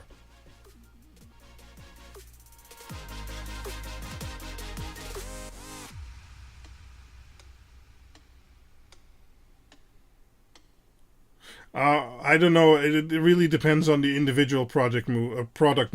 I mean, if something shows us today, yeah.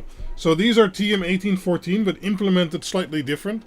I guess if you need smallish size pucks, these would be good. Because they only have 2 LEDs, so that's why they can be smaller than the other ones. They also seem to use a little bit less power. Let's go to rainbow and 100%.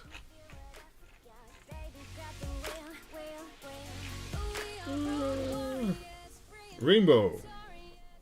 Whoa. Okay, they're still pretty bright. 16 watts. But there's a lot more, of course. I mean, how many are there here? 1, 2, 3, 4, 5, 6, 7, 8, 9, 10, 11... 12, 13, 14, 15, 16, 17, 18, 19, 20, 21, 22, 23, 24, 25, 26, 27, 28, 29, 30, 31, 32, 33, 34, 35, 36, 37, 38, 39, 40. Okay, let's call it, they're 50. So 50, they use about 15.6 watts for rainbow. They use 16.3 watts for 100% white, and they use 3.72 watts for idle. So that's the best idle so far, right? Because the other ones used 4 watts for 30, and this uses 3.72 watts for 50. That's pretty good. I like it. Whoa, disco!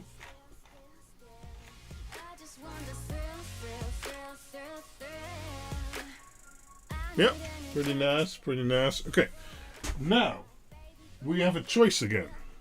We can go to GoVee style lights again, and then you'll finally know what that is. Or we can go to spotlights.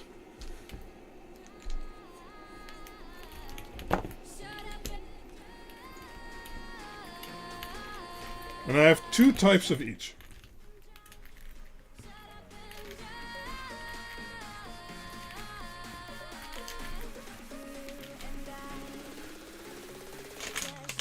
Just shut up and drive.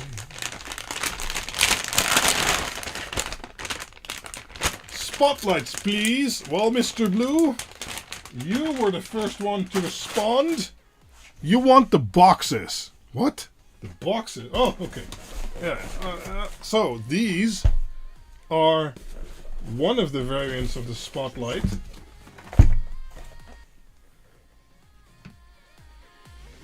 Yeah, I think these are going to be insane. But I also have these.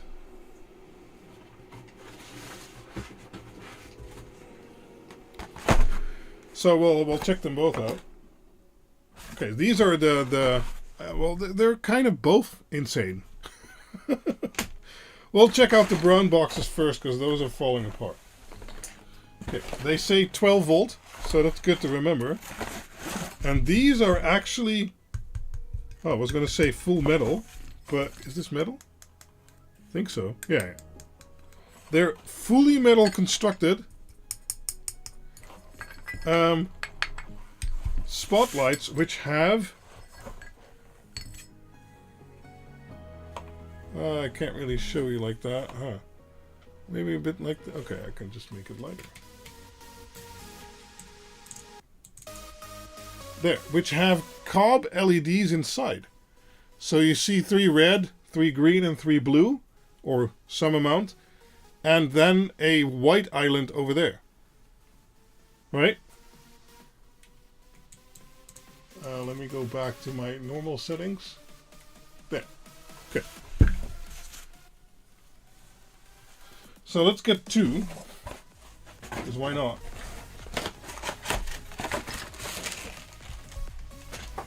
And I believe these should be 10 watts RGB. Okay, so they come with a spike you can put in the ground.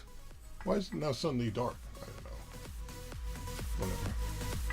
Yeah, they come with a spike you can put in the ground, and you can screw into here.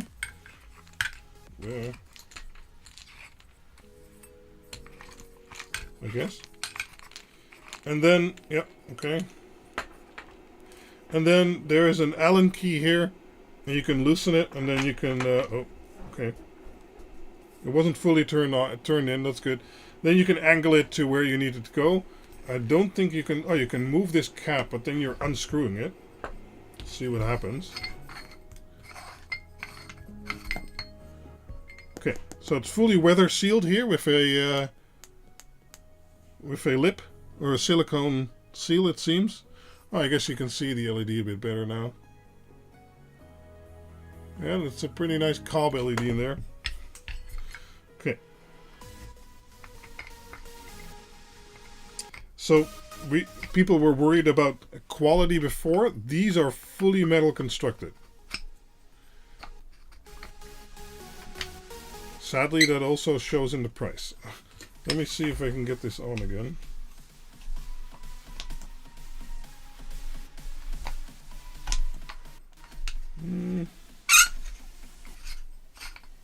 Yes.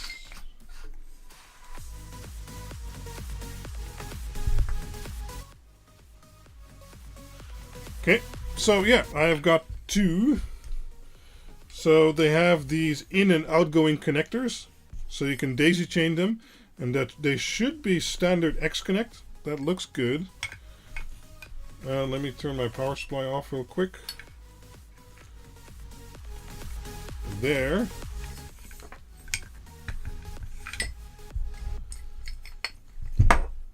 Okay, power.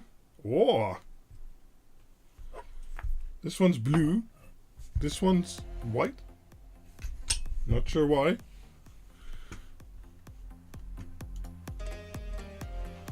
Let's set it to blends again. Oh, we're still in TM1814. Let's set it to SK6812. Yep, that did it. Okay.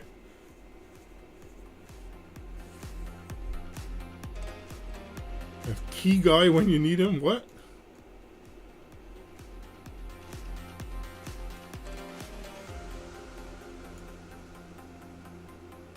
These are the 10 watts. Because these are RGBW, and I believe the 30 watts are RGB. Well, okay, let me turn off the lights. Let me shine it on my face. So these are really spotlights, as you can see. Okay, let me turn off the background lights too. There.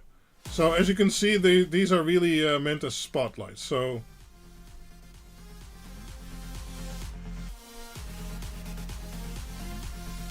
but yeah, they can light up the background pretty well, even with color. Oh, the screw type, yeah, right? The guy who was drinking, I don't know. Okay, let's check out RGB white, or RGB white, a bit dedicated white. So this is full, oh, this is 50%. This is 100% red. Let's go blue. Wait. Oh, the color order is wrong. Hold on. So now we have red, blue, green. Okay, no color, white. Oh, we might actually have better CRY white here. Oh, I mean... no, I already see some colors missing, sorry. Yeah, that's not high CRI. Okay, never mind. But yeah, it also has white, because it's RGBW. Let's put my tester in front of it.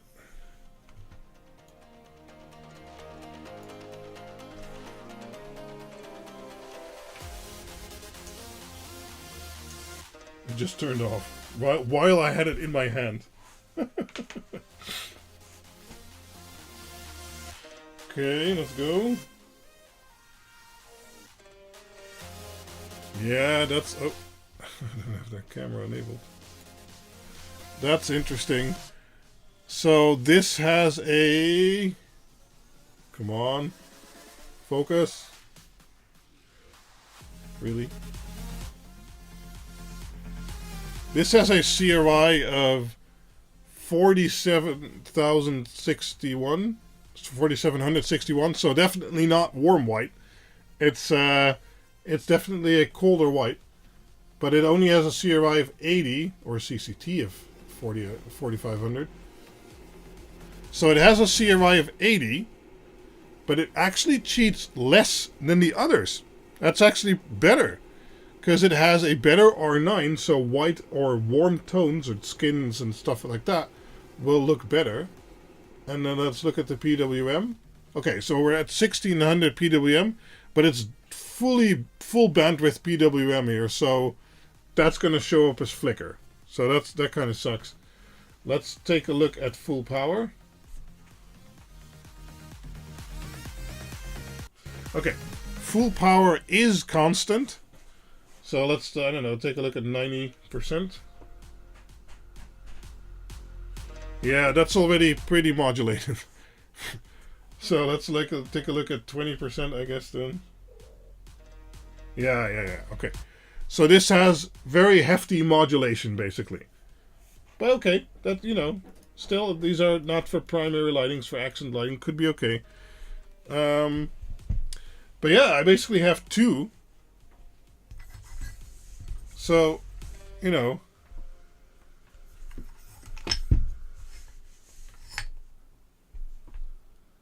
so you can make them do rainbowy stuff in your garden.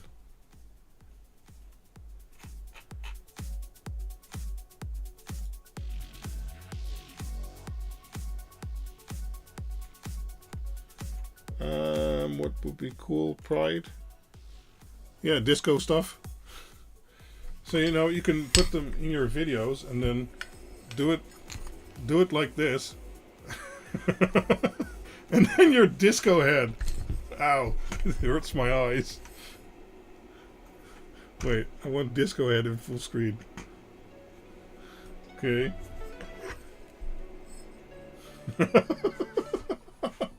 I guess if I ever need a thumbnail, I can use this one. Okay, ow.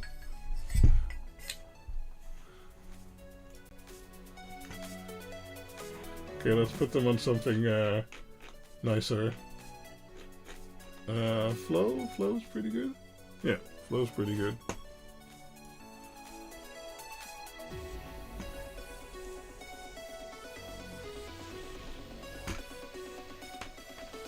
Did the chat die, or are they all buying all the links?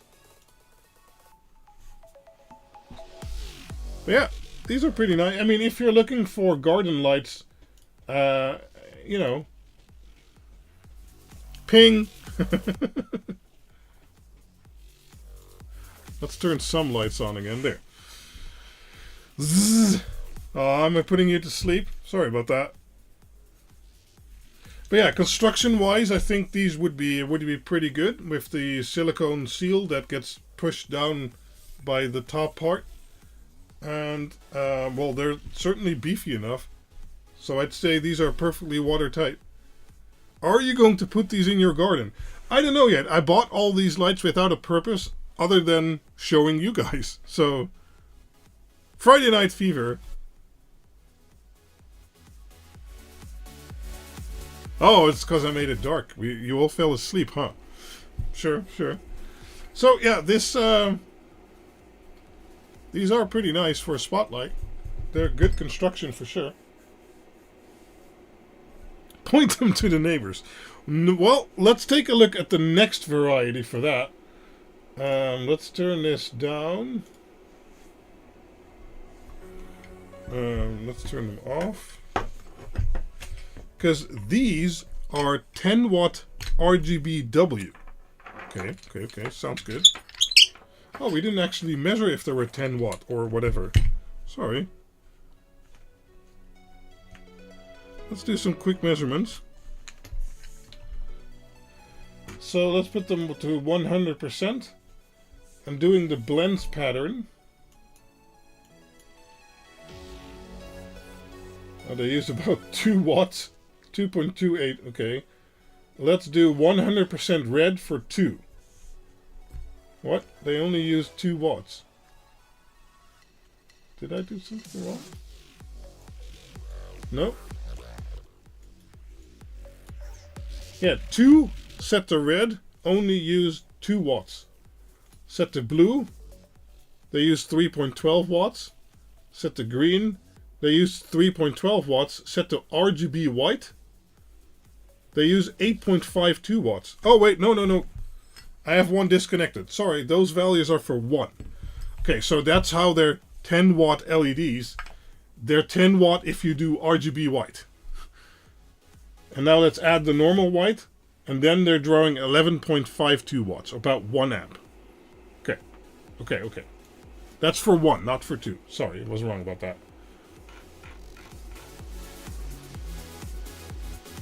Yeah, okay. Sure. That's often a thing where they say it's a 10 watt LED, but only if you use everything at the same time. Kind of stupid, but, you know. Okay, so let's pack these up. Somewhat.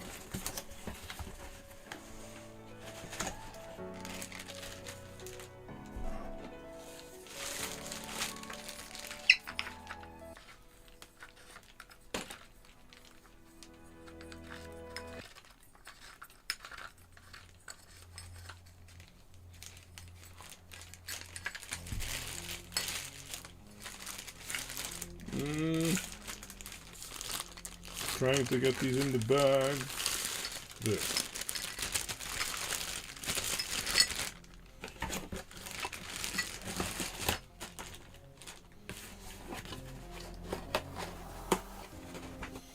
Okay. Oh, wait, the other one.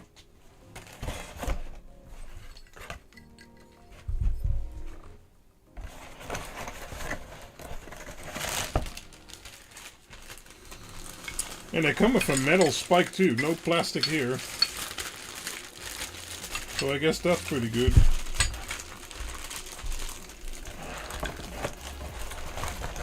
True Dutch Towers, true. I might end up doing so at some point, but I still want to test them first, so I just bought a few different types. Oh, this is falling apart. Okay. Oh. Okay, so next up is another spotlight But instead of 10 watt RGBW, these are 30 watt RGB. So they kind of look the same, except this one is a bit bigger. And then if you look at the LED, can I get some light in there? Yeah. If you look at the LED, you see a very large cob array, or at least individual diodes on a single package. So it's the same construction, same type. I think it's a slightly larger diameter though. Let's hook one of those up. Wait, how does that work? It shouldn't, because it's still on RGBW. Let's set it to solid.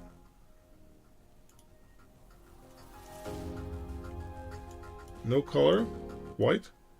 Oh, just doesn't do anything. Huh? How does that work? Okay, well let's set it to WS281X. Save. Color, red. Oh, of course, I didn't have a second one connect, because then it would have gone wrong. The first one works fine, of course. Okay. Yeah, they're well made. They're absolutely beefy made.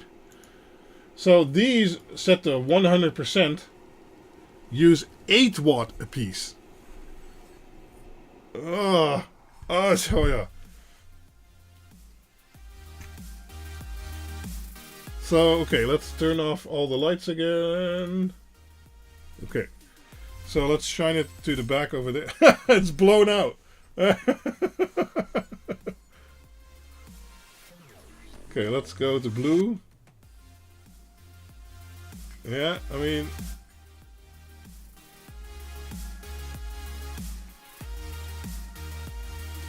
yeah, this is at 100%, and it's using 11.6 watts for green, and 12 watts for blue, and 7.8 watts for red, or 31 watts for RGB white. You can see the horrible shadows of RGB white. You see those fringes there? Those fringes, that's because it's a large chip with multiple diodes, and together they blend to make whitish colors. But this fringe is because the LEDs are basically not connected all at the same point. So, but yeah, I mean, that's pretty bright. So if you want white, don't get these. Not good white. Bad white. Look, I mean, I don't think I can show you actually, but even those fringes on the sides here, it's just... look at my... see those? See those red, green, and blue fringes? That's because it's such a big chip. And, yeah, if you get a shadow, you get multiple color shadows. Looks like one of those cheap 3D movies from back in the day. Yeah, exactly. That's one of the reasons why RGB white is so horrible. But yeah, single color, I mean, that's a lot of power. So let's do blends. Yeah, that's pretty good. The Batman logo, yeah. Okay, let's take a look at the... If the CRI meter even wants to measure this, I don't think so. It'll probably say, screw you, what's this?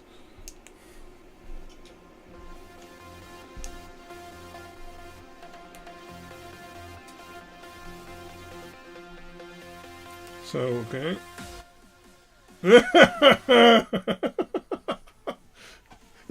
The CRI meter is like, what the hell was that? Okay, if you ever needed proof that, RGB white isn't white, the CCT is 9999, because it's like, no clue. The RA is 68, but you can already see there's no nice spectrum graph here. There's just three dots. This is all kinds of whack. This is like, nope, minus 99.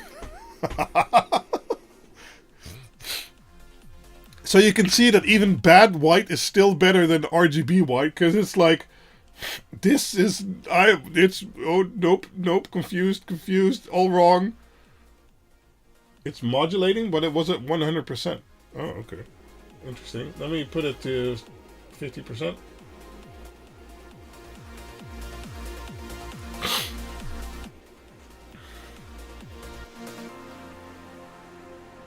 Oh, okay. Yeah. So it has 2 kilohertz, but it has a very high amplitude, so that's not great.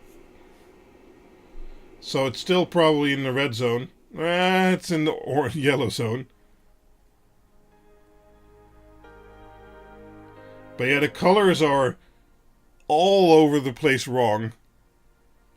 Minus 45. It's like, nope, I'm not sure what kind of light you're showing me, but it's not white.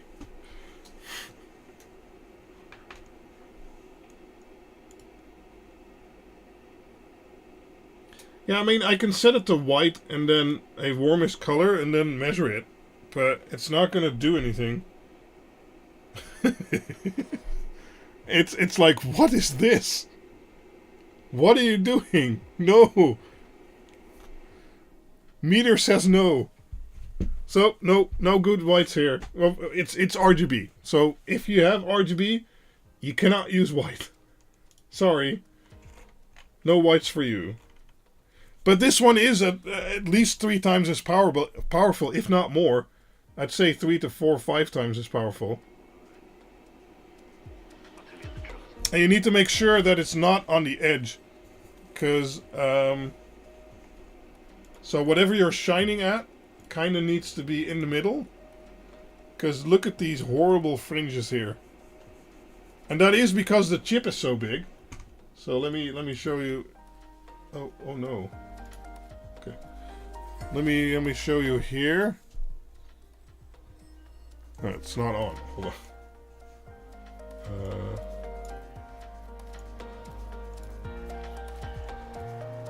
Okay, and then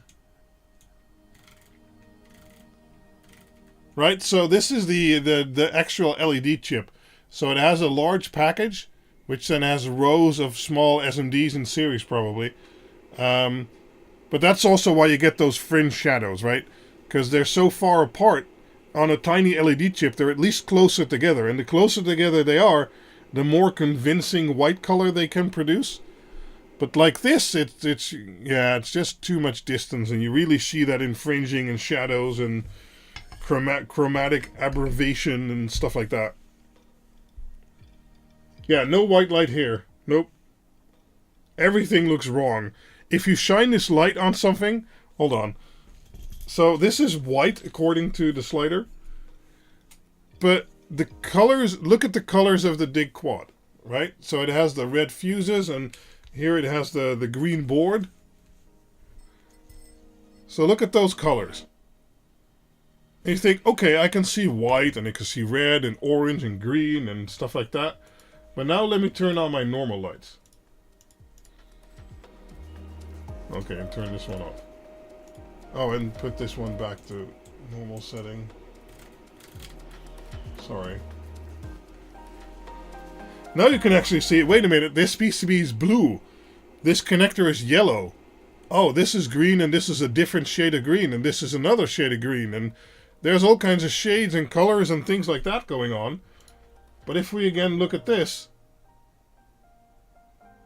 that's too bright. It looks all kinds of wrong. This red isn't this color red. This red is really blown out. It's really wrong. It doesn't show up that well on camera. This yellow is almost gone. This orange is way too red. The blue almost doesn't exist.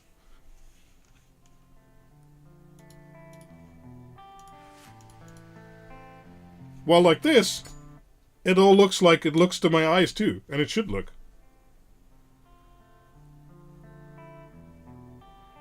No, these are fine if you want to light up your trees with colors. If you want to light, or whatever you're lighting up. If you want to light it up with colors and RG or white, then get the dedicated white version. It's not great white, but it's a lot better than this white. This doesn't have white, so yeah.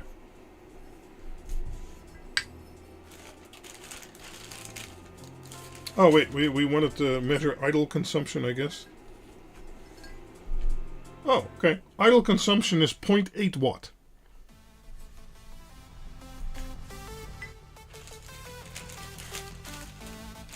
Yeah, white is a spectrum light. So you need the full spectrum to make white. And just having dots of R, B, and G, so red, green, and blue, it still doesn't make white light. It makes a white colorish color, which isn't light. It's just, yeah. I'm not sure how to explain that. You can't make a spectrum of 2 or 3 dots, basically.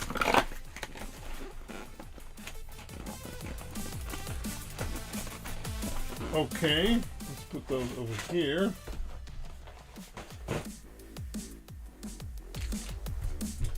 I think we only have the GoVee style lights left, don't we? Yes, these are also in the description, Neil. Yeah. So we have one of these bags. These are new, haven't tested these yet. And then we have some that I have tested already, but I need to dig them out. Oh.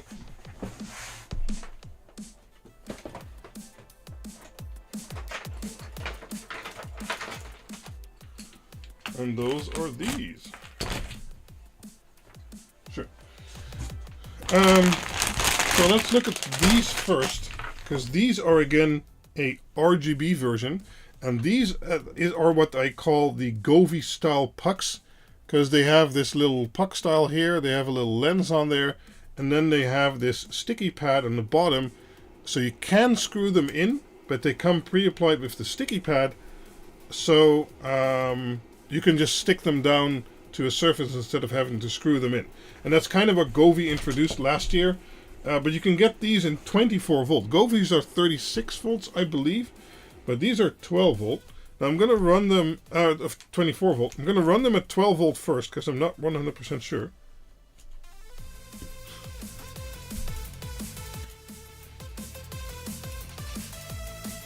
Yeah, they don't do anything at 12 volts, which makes sense. 24 volts. Yes, okay. Let's see, red, blue, green, blends. Yes.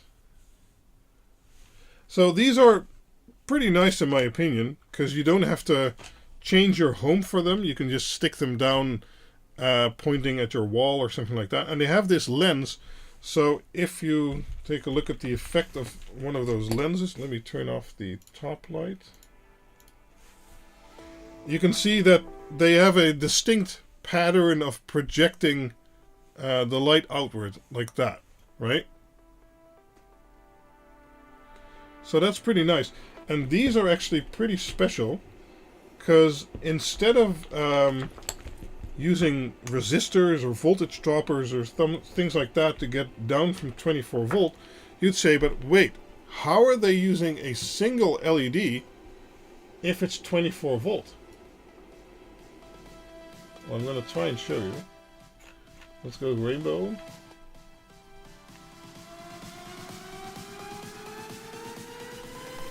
Yeah, I don't think I can show you. Let me focus. It's still too bright.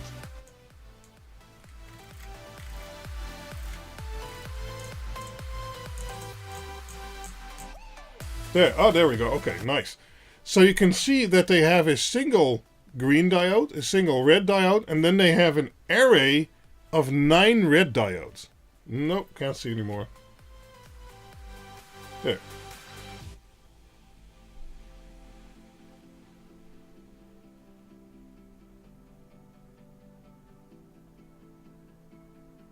So these are a mix of cob LEDs and normal LED diodes in a single package somehow. I'm not sure how they're doing it. Maybe the blue and the green are still driven by a resistor and the red isn't. In the end, they made a pretty nice blend. Because if I set it to 100%, and these are pretty bright. As you can see by my face, not all the lighting is off, but most of the lighting is off. You can see these are lighting me pretty brightly, and they're currently consuming. Well, I need to put it. Well, no, this is rainbow. This is good. They're currently consuming about 12 watts. So let's see what they consume per color. So 100% red consumes 7.4 watts. 100% green consumes 12.9 watts. And 100% blue consumes 12.9 watts. But then red consumes 7.4 watts. But the amount of light output is about the same. So because the reds are cob LEDs, they basically, they made a special chip for that, which does it very differently than we've seen before, right?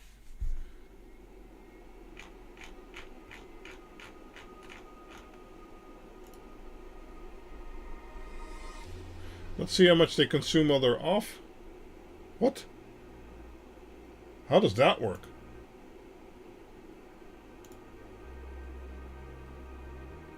Okay, this is a really special chip. They consume 0 watts when they're off. 0. Nada. Nothing. How did they do that? I guess there's some kind of circuit in there which turns off the LED chip. Interesting. Because there's not even idle usage for the controller, because I'm using my diff advanced receiver board, and that one uses 0.0002 amps or something like that. So my bench power supply only goes down to 2 zeros behind the point. So you can't measure lower than that. But with that and all of these LEDs, it's still 0. So it's using, well, I don't know, but less than 0.00 amps. I don't know what they're doing. Let's turn them on. And the lowest setting, yeah, that's also 0. I can't measure that low with my bench power supply. Yeah, okay, now I'm at 8, level 8 in WLED. They're using 0.24 watts. So let's go to 50%. Yeah, now they're using 4.8, 4.5, yeah. And 100%. Oh, wow, they're really efficient. Well, they're 24 volt, but still, they're only using 10 watts and they're producing a lot of light. So I think this, again, is using a different form of driving them. Instead of using constant voltage with resistors and things like that, I think these are more efficient using some kind of true constant current circuit. I guess we could tell by looking at the first one and the last one, maybe. This is the last one, and this is the first one. Let's set them to solid white.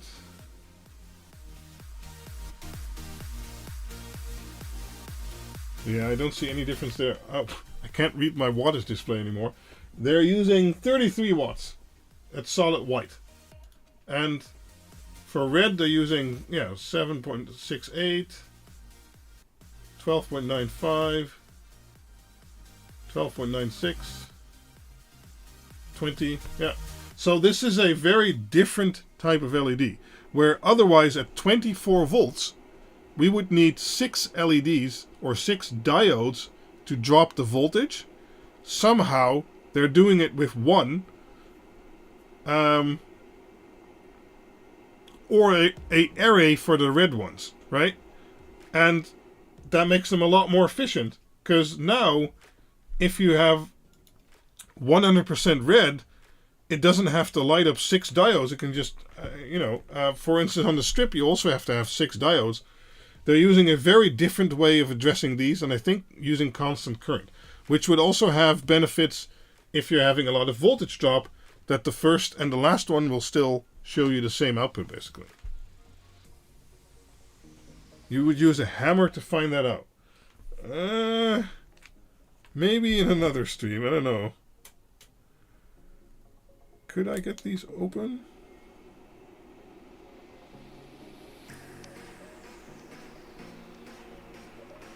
Okay, let's try and find out what's in there. Okay. Yeah, set correctly.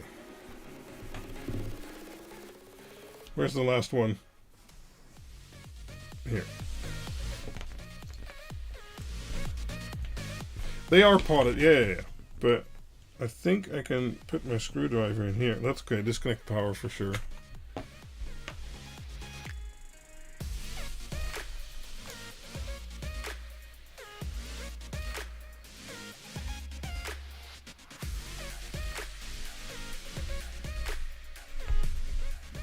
I'm just gonna try and pry them open. It's probably gonna kill it, but... Oh! They're sealed pretty good.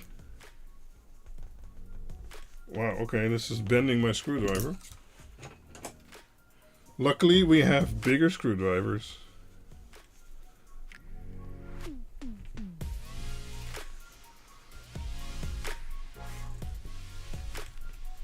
Oh, that's definitely killing the wiring. But I kind of want to know what's in here too. Oh. It's starting to come. We need an even bigger screwdriver.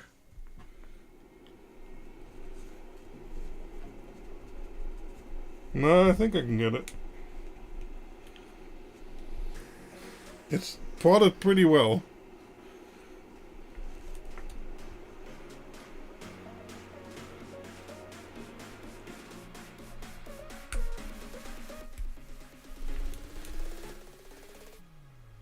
Huh. That's pretty strong. Ow. Okay, that hurt. Uh-oh. Damaged.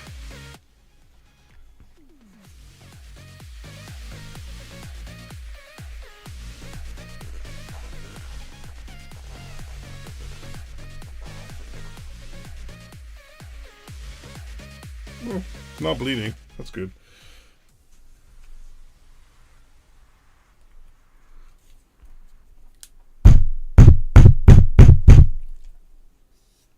I guess I need a hammer, huh?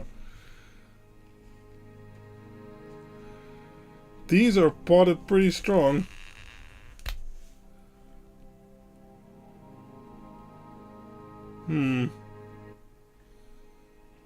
How to better take them apart.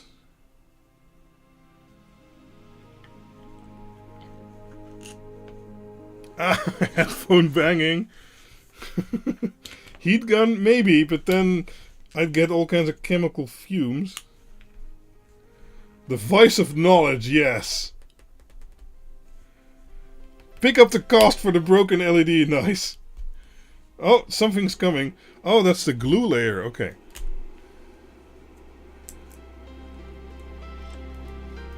So let's get the glue layer off. Yeah.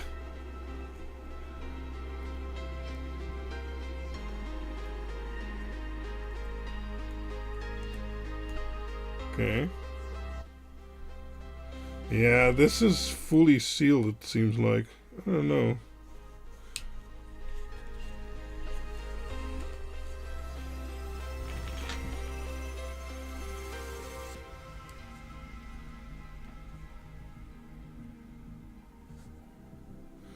Okay, I'll try and get in from this side too.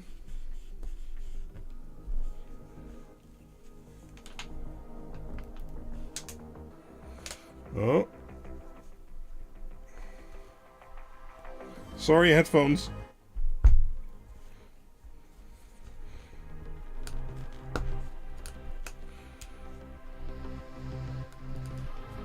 Wow.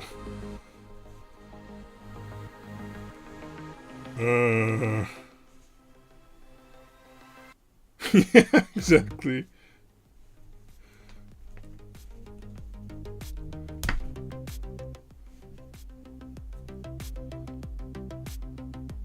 Okay, let me get something real quick and see if that works.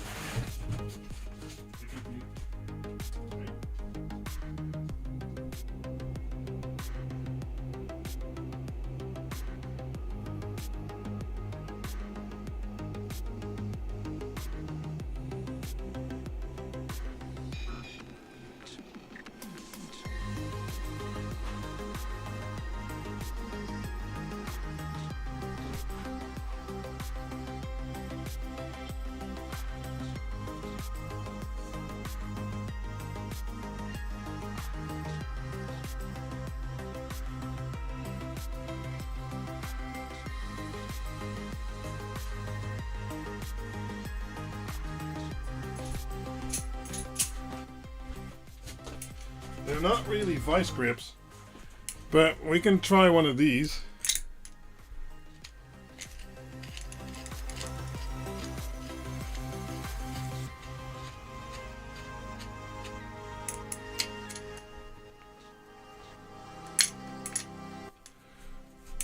Where's my protective eyewear when I need it? Don't it? No. Can't really put any force like that. A die grinder? Yeah, I'm not going to do that on my desk.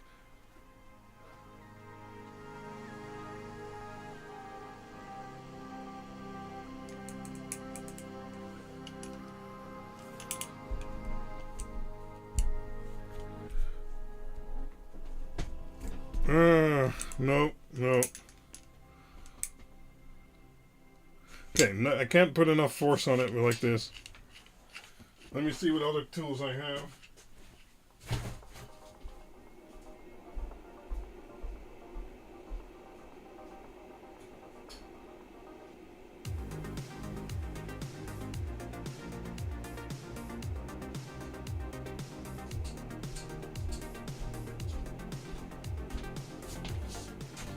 We could try one of these very dangerous colors. Maybe we can cut a side open.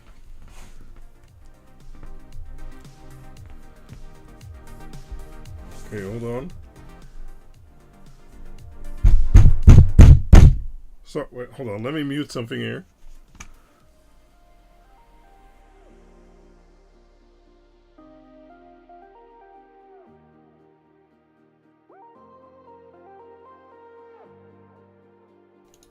No, I don't think this is working either.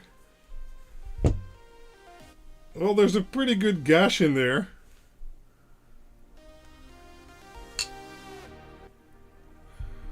Okay, let me... There. Okay. So at least now we have the puck out.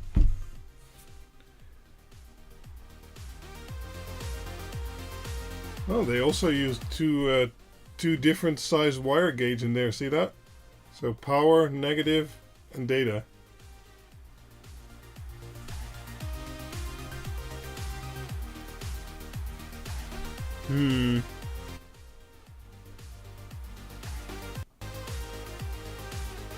So all this white stuff here is actually potting. So it's really filled up. Yeah, but it's gonna make way too much mess on my desk. I thought I would be able to whip it out, but I don't think so.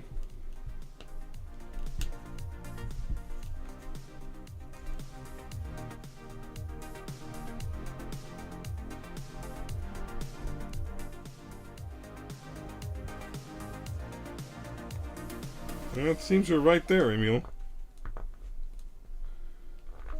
In the service manual. Yeah, it probably says cannot be opened after closing.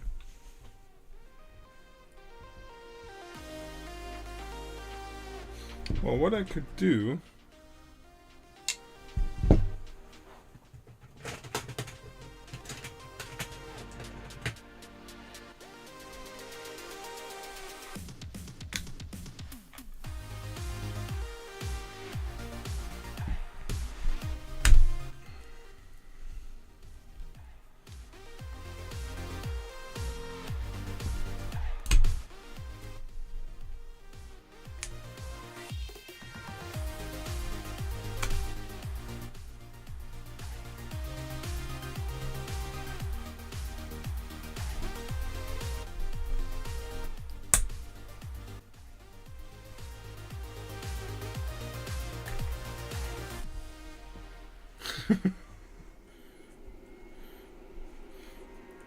No, I'm not giving up yet.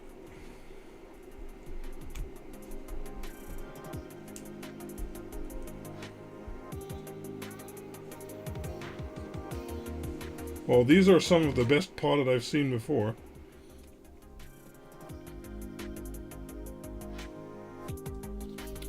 I have a saw in the garage. If you give me a few minutes, I'll go take a look if I can saw it open a little bit. Hold on.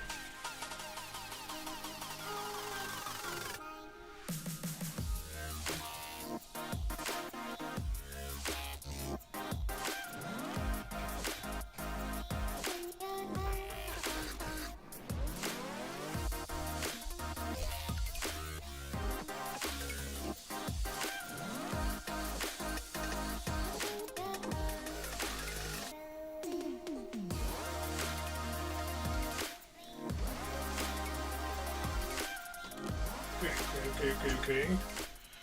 I managed to saw into it pretty well. So let's get some snips. I thought I'd have multiple here. I don't.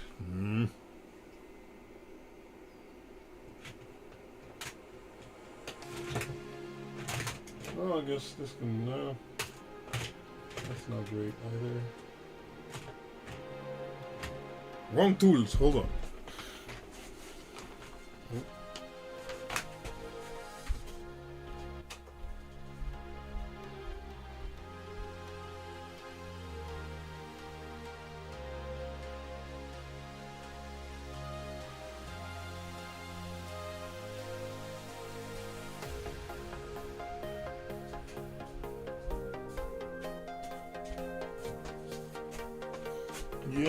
Yes.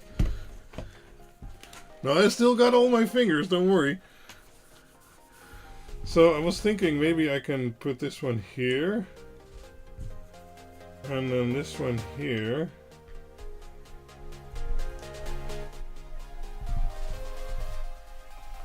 Can't get enough grip. No. Nope, these are well constructed.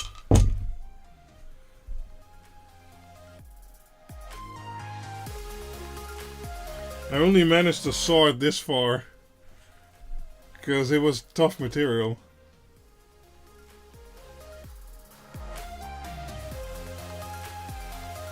So, not sure how we're getting into this one.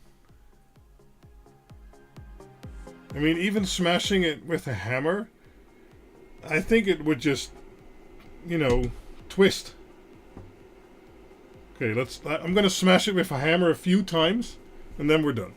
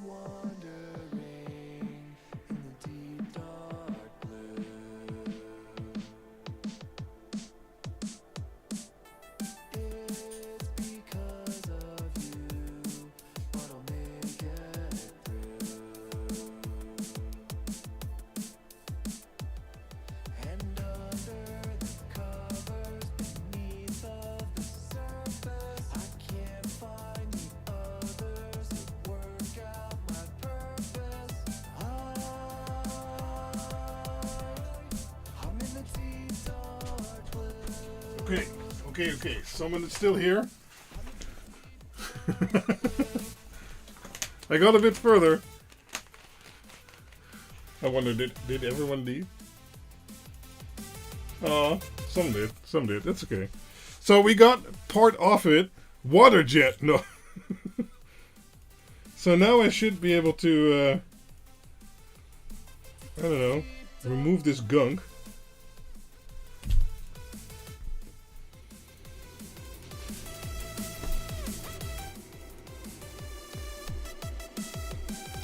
Well, if anyone was worried this wouldn't be potted nicely, you can stop worrying. It is.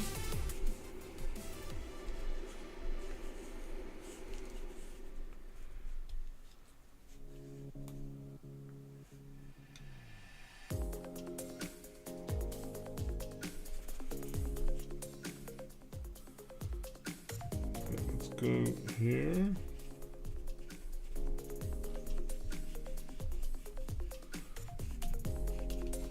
Sorry.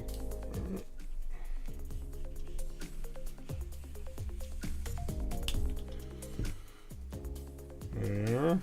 Ow.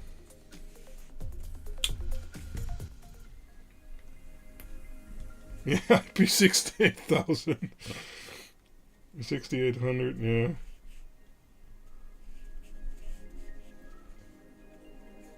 It's not the normal gunk they use.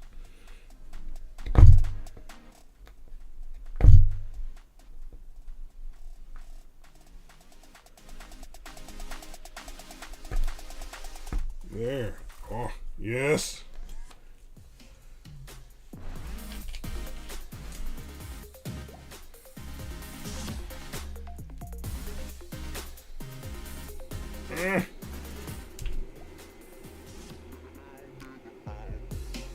Oh, I might have taken off a capacitor over here. Yes, there is a capacitor there that is now separated from the board.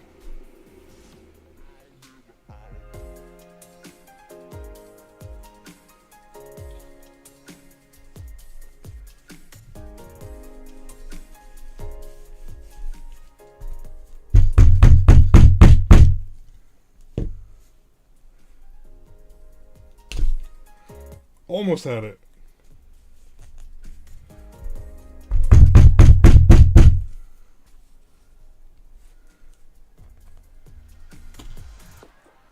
Oh, I got a big chunk. There's plenty of wire there.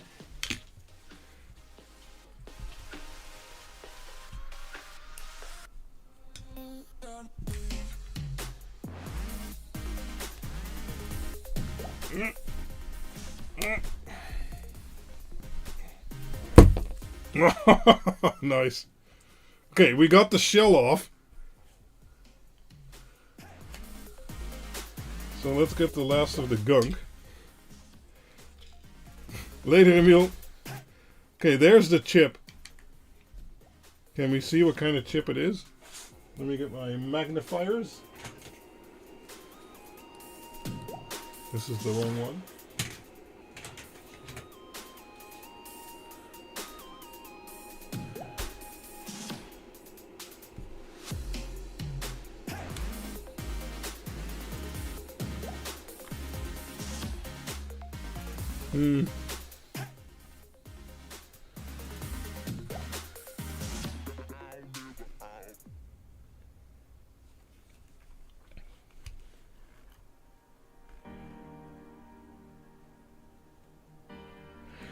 Other way around.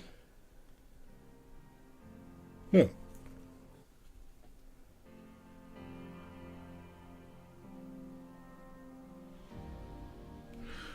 Should I get the microscope? No, we're invested now, huh? Okay, I'll get the microscope. Hold on, let me turn this off.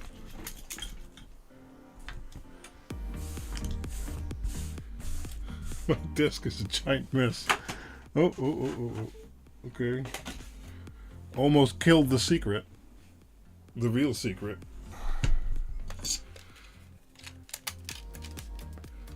What's the end goal here? Seeing what's inside. We're almost there.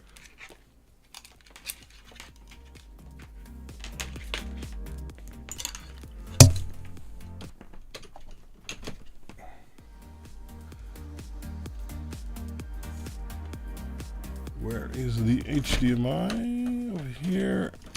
Okay.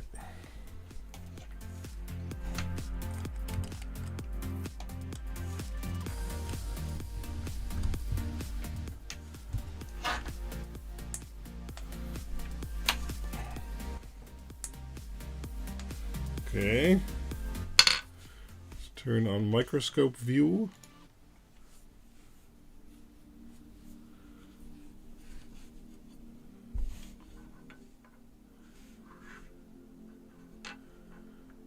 So let's get that in focus.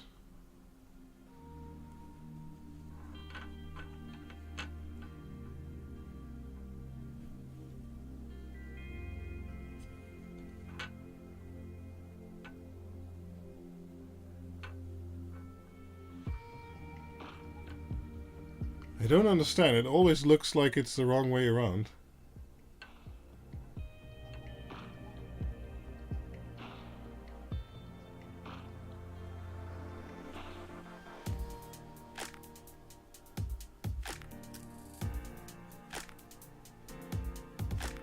Ah, there we go.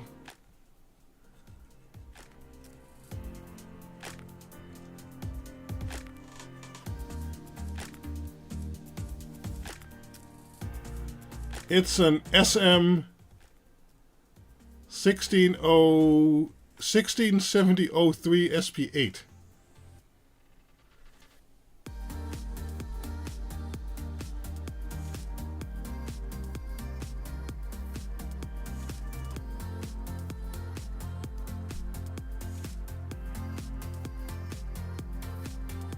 Okay, well, now we know what chip's in there.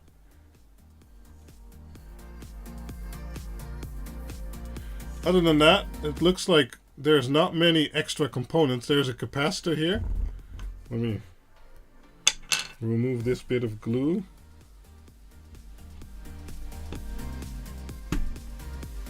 Yeah, so that says C1, so that's a capacitor. There's a 121 resistor here, 121 resistor here. Oh, there's a C2. Okay. So another capacitor.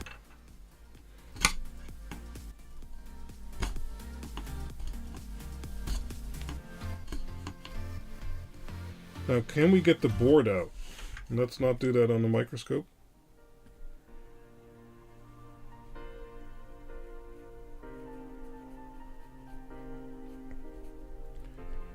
Oh. I have to watch that I don't stab myself here. And I'm getting there.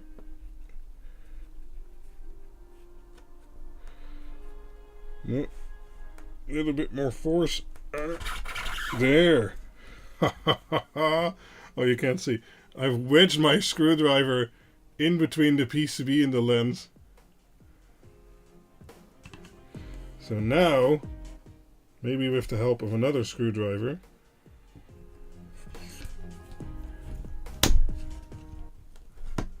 there. Finally. So now we can also take a look at this guy.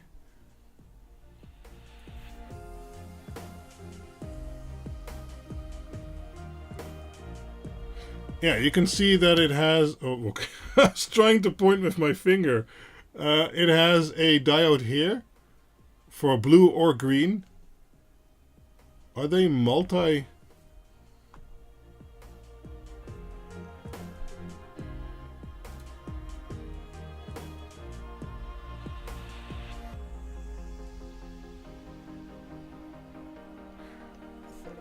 Oh, wow.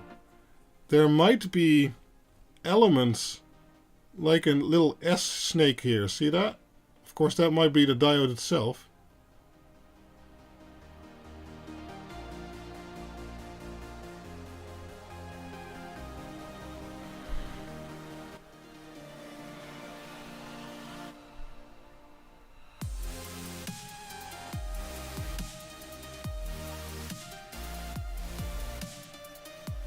Interesting. But yeah, there's nothing fancy on the top of the PCB at least. Just some tracks and things like that. And then on the back they have some capacitors, some resistors. Or there's a component here. What component would be there?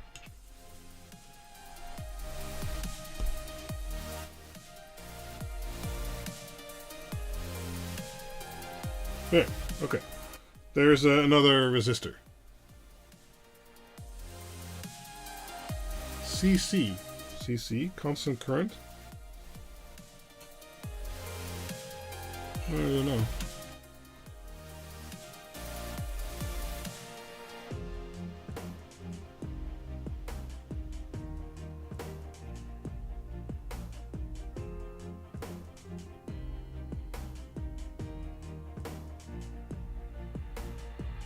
The part I cut off. Yeah, okay, yeah, I did cut off a piece here. Oh yeah, there is actually a component here, I think. Is that a component? Might be.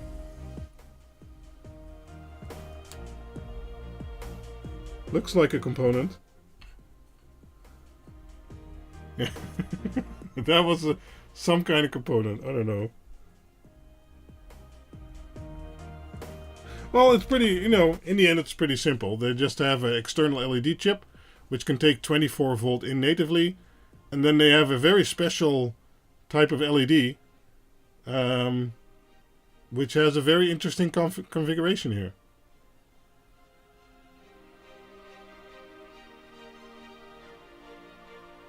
Cool, yeah. And I guess that chip has a zero volt idle mode. I don't know. That's pretty cool. That's new.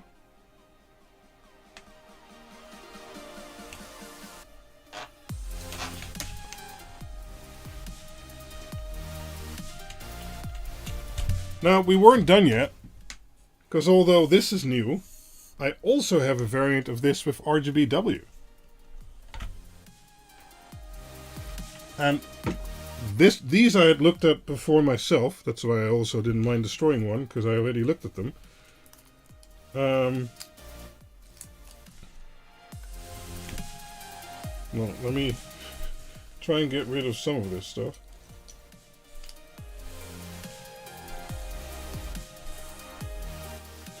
Okay. Rip desk.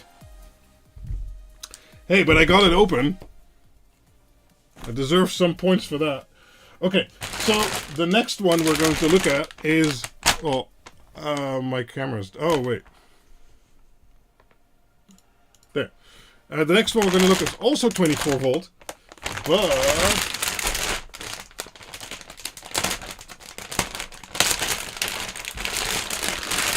Oh, wow, okay.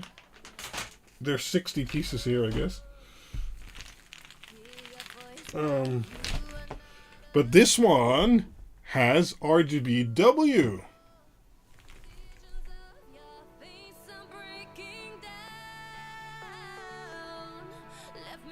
And this one has a normal COP configuration where it has reds. See those reds over there? There's... Hold on.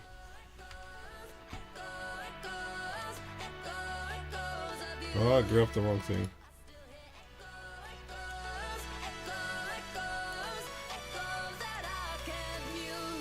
There. So you see the red diodes over there, and then the green and the blues, and the white.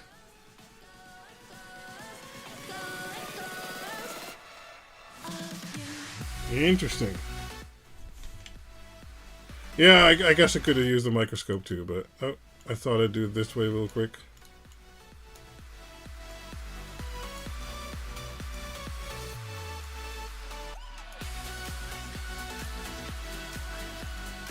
No, wrong window.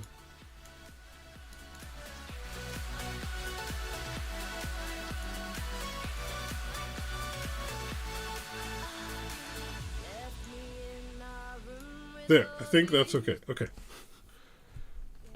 Yes, that's why I wanted to, you know, I thought I'd live stream it, because there's lots of stuff going on here.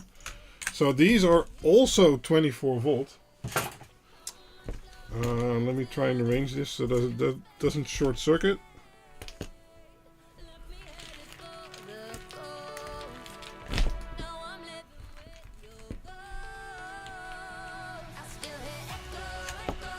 Okay. Let's turn everything on again.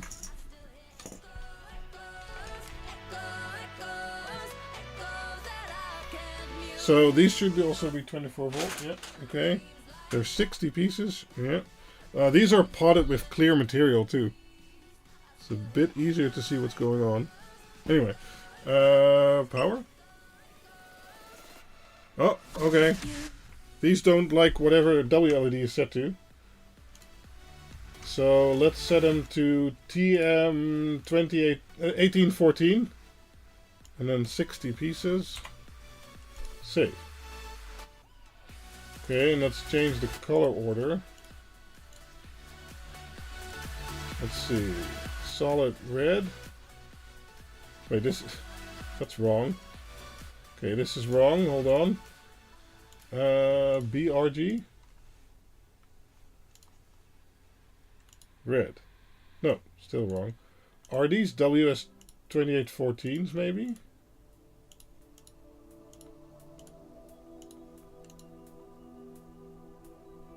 No, I need to set them to TM1814, otherwise they start flickering. So, red, blue, green. Green is good. Red and blue are reversed with white. Okay, blue and... No, okay, that's... Oh my god. I'm gonna start over. GRB. Red. Red is white.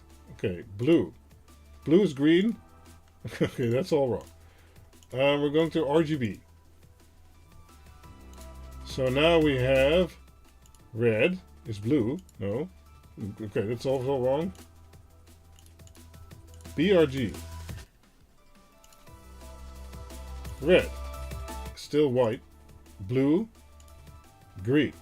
So red and white are swapped. Okay, so BRG with W and R swapped. Okay, so now we're red, blue, green, white. Yes, okay, good.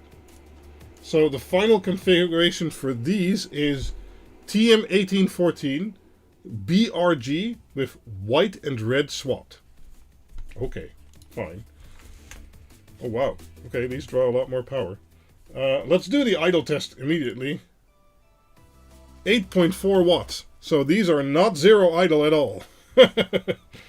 Okay, so these use a very different chip.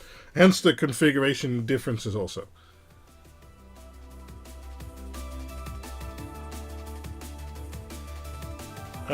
So let's set solid white and then red for 60 pieces. Red is 32 watts. Blue is 34 watts. Green is 32.6.8. RGB white, but it's a single injection, so take that with a grain of salt, is 67 watts. And the dedicated white uses 35 watts. Okay.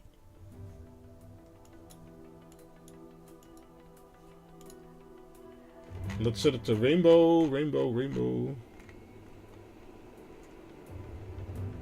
Where are you, rainbow? There. Rainbow is using about 32 watts for 60 of these.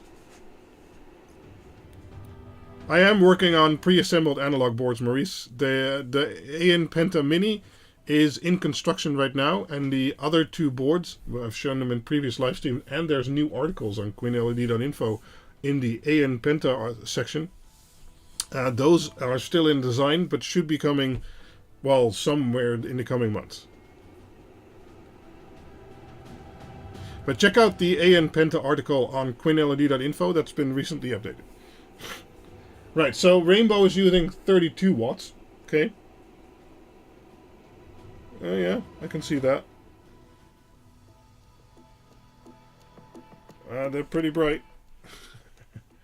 Okay, let's turn off the lights so you can get a decent impression. You can see the whole room is being lit by them, and they're still tangled like this. They also have the lens on them, so if you put them on the desk, you can see the spreading pattern like that.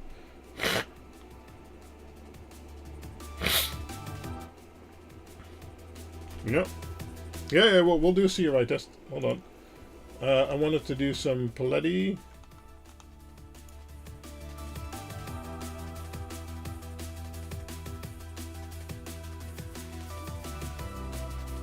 Yep. That's looking pretty good. So let's do 50%. Okay. And then let's do solid and white. It's a very... I don't like this white color.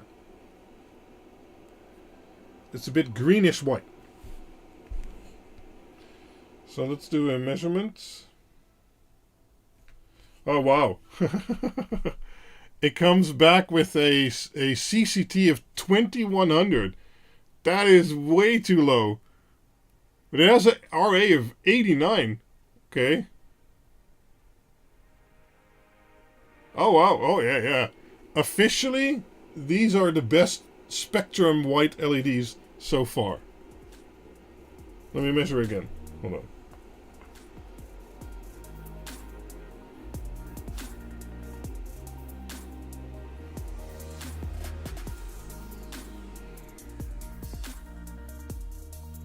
Yeah.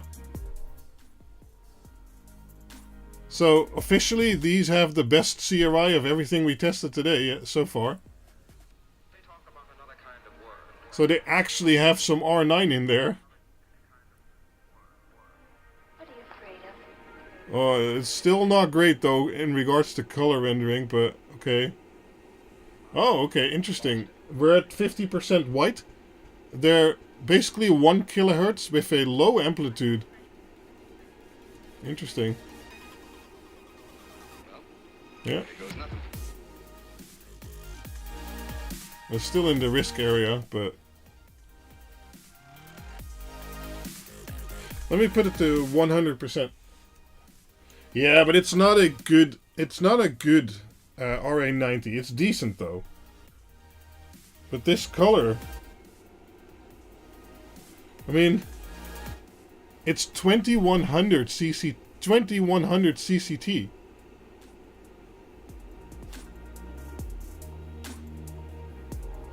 Interesting. But yeah, that's pretty good. And let's see, 100% modulation. Yeah, okay, no modulation at 100%. That's good. So let's do something interesting. I know you're not supposed to do this. Now let's add some blue. Now this doesn't really change the color spectrum of the white. It just changed the color of the light. It doesn't really change the spectrum because you can't do it like that. Yeah, this probably lowers the white quality actually. Yeah, so this lowers the actual RA value because now things are more out of whack. There. So things are confused in regards to spectrum, but in regards to CCT, so the Kelvin or the temperature of the light, it has become a bit warmer because we added this blue peak here. But since this isn't a spectrum, it's not correct for white light. You can't improve CRI like that. Actually, we made it worse because now the light's unbalanced. But you can somewhat change the shade of the white light.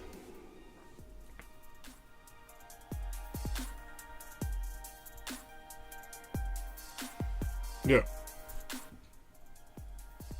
Well, it's not just the frequency, it's also the amplitude.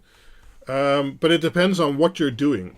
For normal people stuff, I'd say 1 kilohertz is a good start, 2 is nice, 5 is pretty damn good, and above that, you don't really need for living quarters or environments or things like that, unless you're doing stuff with cameras. Yeah, what PWM frequency generates headaches? I don't know.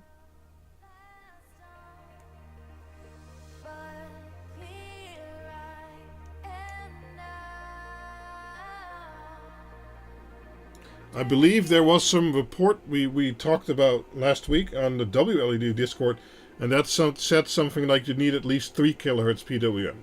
And these do only do 1 kilohertz, but then again, they don't have a high modulation depth. So instead of going between 0 and 100% 1000 times, they're going between 40 and 60% 1000 times. So then what's worse? 3 kilohertz with 0 to 100 PWM, or 1 kilohertz with 60 to 80% PWM? I mean, I don't know. That's all very hard to say.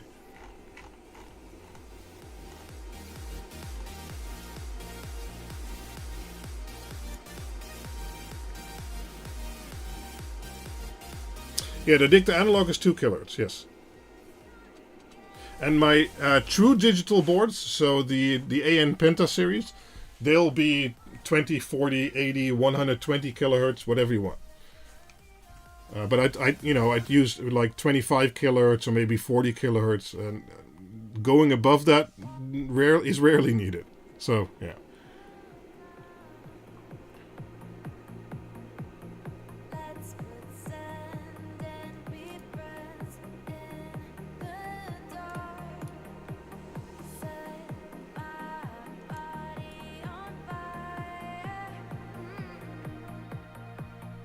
Yeah, these have really, really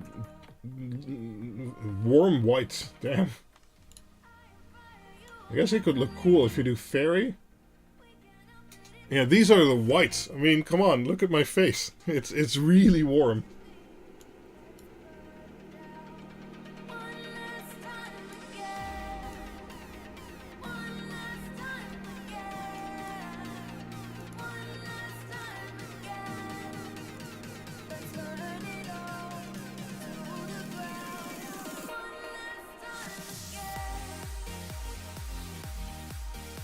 Yeah, but PWM-wise, these aren't the best, basically. They're probably not the worst, but yeah.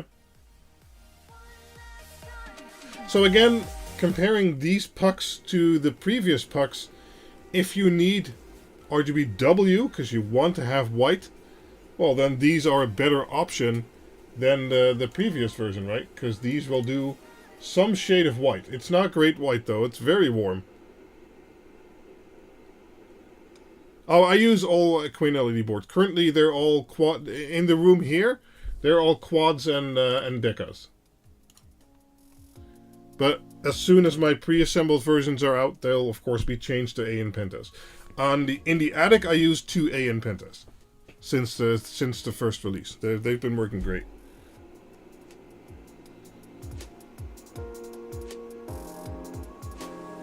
Yeah, but I don't have any other lighting controllers than my own controllers in the house, basically. So that's also why people ask me to advise something else, and I'm like, I don't know. I don't use anything else. Well, how should I advise you in that? Oh no, my outside lights and some of my spotlights, they're still running the OG. Again, still waiting for the pre-assembled boards, but those took a lot longer than I wanted them to. So. Okay, we're going to take a look at one last thing, and then... No, that was the wrong button. Then we're going to go to the secret.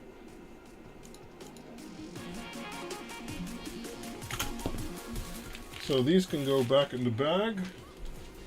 These are interesting though, these are nice. But you need something really warm white. I'm not sure why they tuned them that warm white.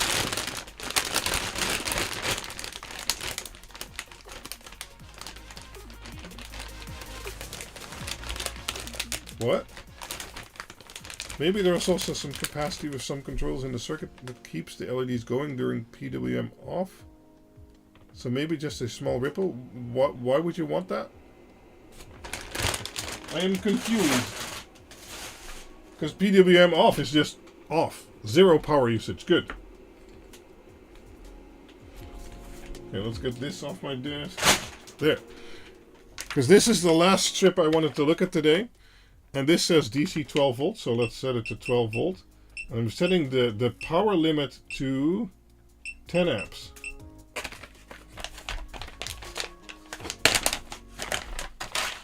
And this is probably going to blow out the fuse on the diff advanced midpoint 2. So I need to unscrew this, so let's turn the power off.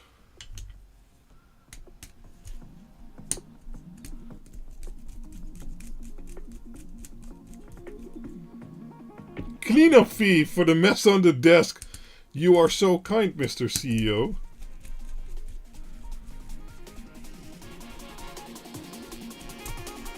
Because these are something really interesting.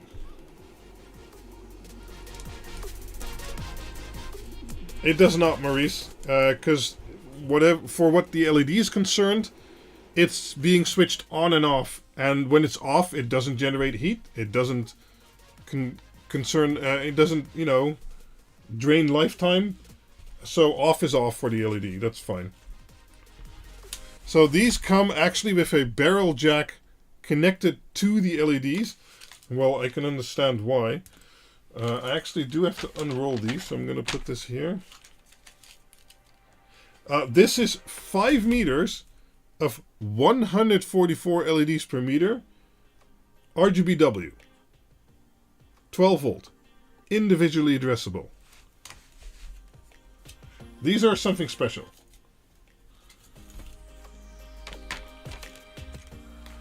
These are something special, and I have not seen this type of before I started testing these. So let me get it off the roll, because otherwise they're going to burn up.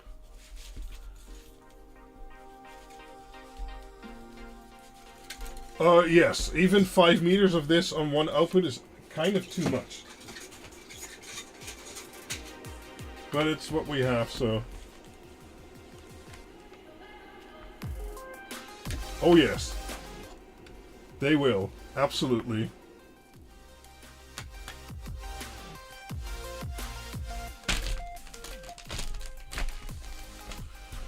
Okay, let's have them on my desk like that. And then I need 2 plugs. Let's see what direction. The arrow is going this way, so we need this plug. Let me adjust it slightly.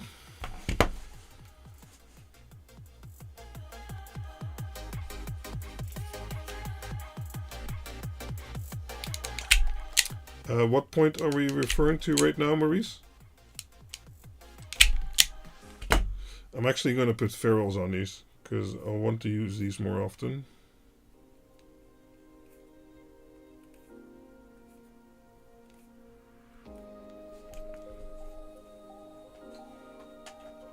But yeah, if you don't like PWM, which is possible, to what degree always varies per person, etc. But you can get PWM lights that don't PWM. So true constant current with analog dimming you need to look for. But even most constant current chips out there still regulate intensity using PWM on the LED itself. Because I've built 2 constant current prototype boards, and they both still had PWM on the LED, which sucked. With different chips altogether.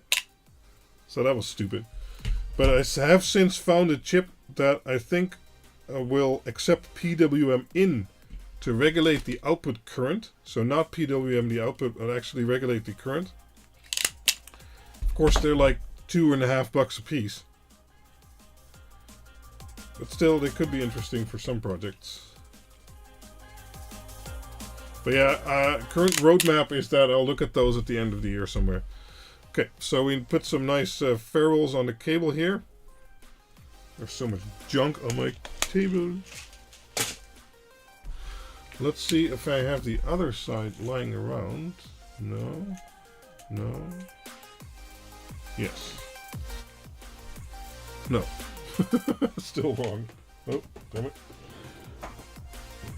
Yeah, 7. Yeah, these are a lot of LEDs. Oh, I actually had a cable here. No, still 4. No, bad. Okay. Let's screw these in.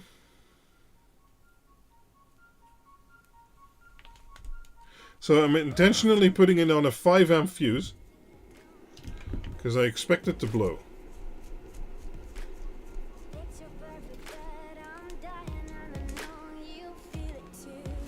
Well, first off, you shouldn't use multiple power supplies on a single run unless you cut the positives in between them.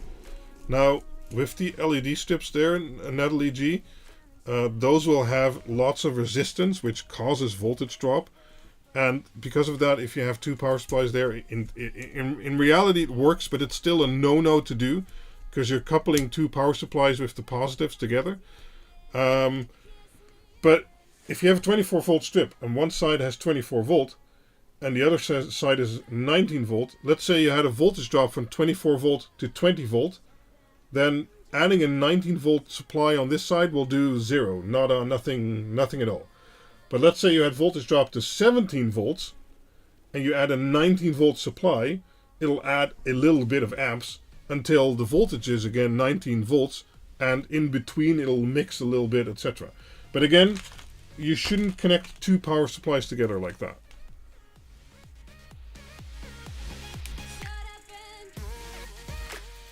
Yes, actually I have already measured these, and I'm working on some other measurements. I'm not sure if I'm going to do all of those types we tested today, because that's a lot of that. It's going to take me days of testing, but we'll see how that works out.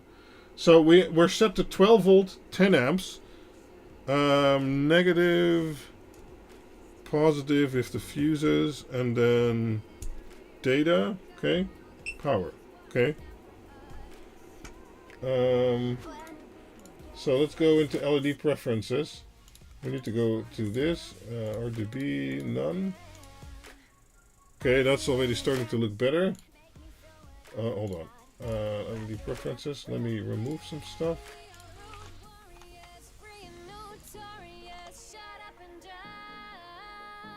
And then we have, how many did we say?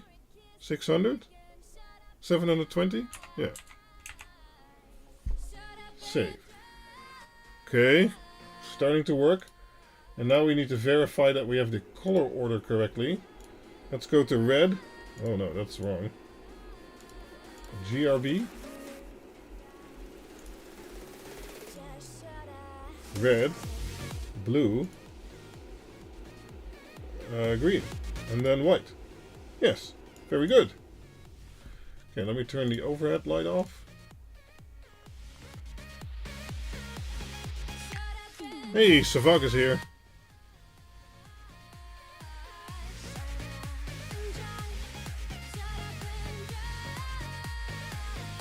So let's do some blends in the default colors. Nice. Of course, now you don't have the black background. Okay, I'll put it on my desk, but it's junky and it'll stick to the epoxy. Oh well. So now it almost looks like nothing is happening. But that's because the LEDs are so close together, so they basically blend together in the epoxy layer, by which it then turns white. So having more LEDs isn't always the best answer here. If I turn them down really low, you can see the individual colors. Actually, this is about 80 bucks. So for the amount of LEDs you get, it's actually very well priced. And another cool thing is, we're currently drawing 5 amps from a single edge connection. But let's make it even worse. We're currently drawing 6.75 amps from a single edge connection. And what's even better is that the back of the strip here and the front of the... You can't see a thing. Poor people. There. The front of the strip and the back of the strip is exactly the same brightness. The FPS is currently 34. So let's set it to solid. So you can see here, set to full power. We're drawing 6.7 amps. We won't draw that for long because the fuse will close. 81 watts. And the front and the back are the exact same brightness. That's because this is very special strip.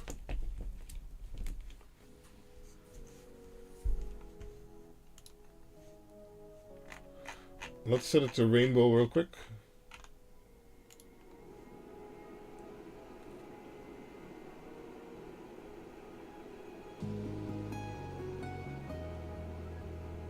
What's your question, Philip? These are IP65. I ordered them in IP65, so... Yeah, but what this is officially SK6812. 12 volt, single addressable, but then instead of our normal constant voltage configuration, these are running an actual constant current. So even though the voltage over here is 12 volt, and the voltage over here is 6 volts, so we dropped 6 volts, that doesn't matter because these chips are actually doing constant current, and thus the red diode needs 3.4 volts at so many milliamps, and it just regulates that from the 6 volts. Don't need a buck converter for that, because if you use constant current, the voltage matters a lot less, as long as it's enough for the LED you're driving, but the current matters more, and that's why it's using so much current. But, and I mean, I'll get the thermal camera out for Philip here.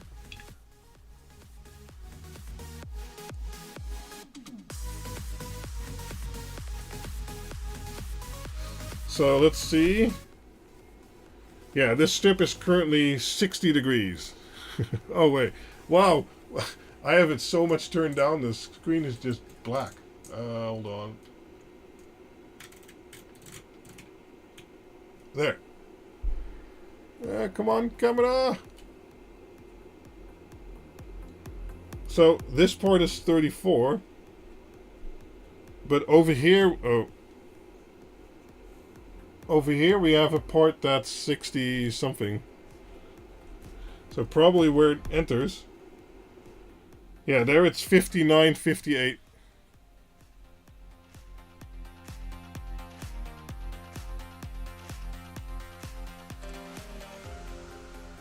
Yeah, I don't know. This has to be a special SKU of the 6812, which does actual constant current. This isn't like how WS2815 does it, for instance. Because if I set it to a single color, so let's set it to I don't know, 50% red. That is drawing 45 watts. And then if I set it to 55 blue, it's drawing 45 watts, and green, it's drawing 45 watts.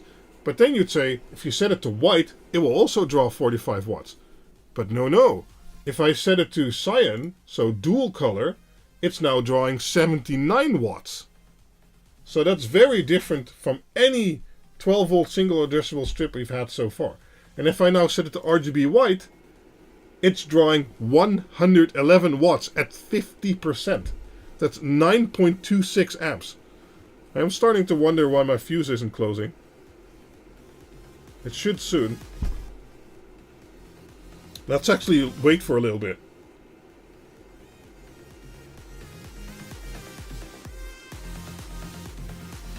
Come on, fuse. Oh, there it goes. 109 watts, 108 watts, 106, 5, blah, blah, blah, blah. Okay. And the fuse is like, nope, you are drawing too much power. No power for you. Yeah, now I can't reset it, I think. No, now it's all confused. Okay. How do I reset this now?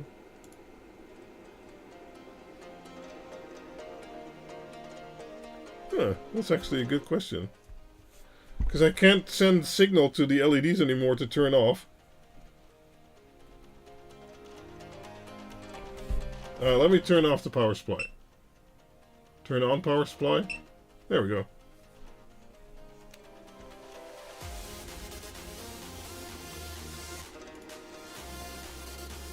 I'm still drawing. Okay, I need to let the fuse cool down for a little bit. And the LED strip too. Holy shit, it's warm.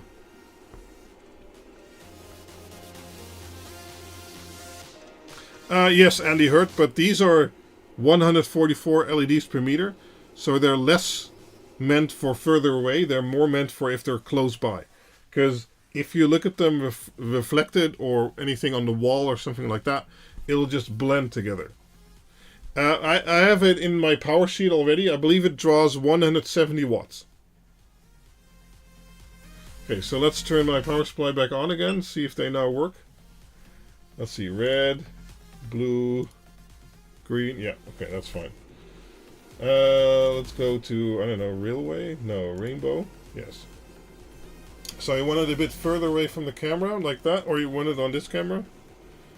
There.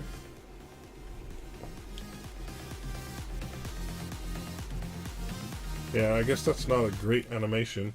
Let's do Cindelon.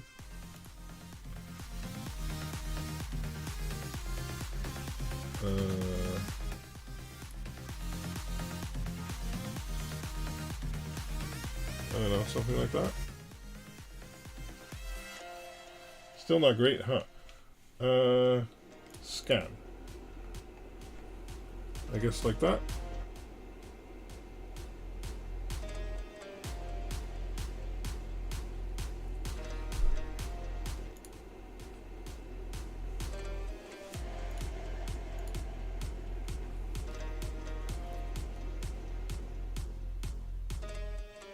Let's try a different color or a random cycle there.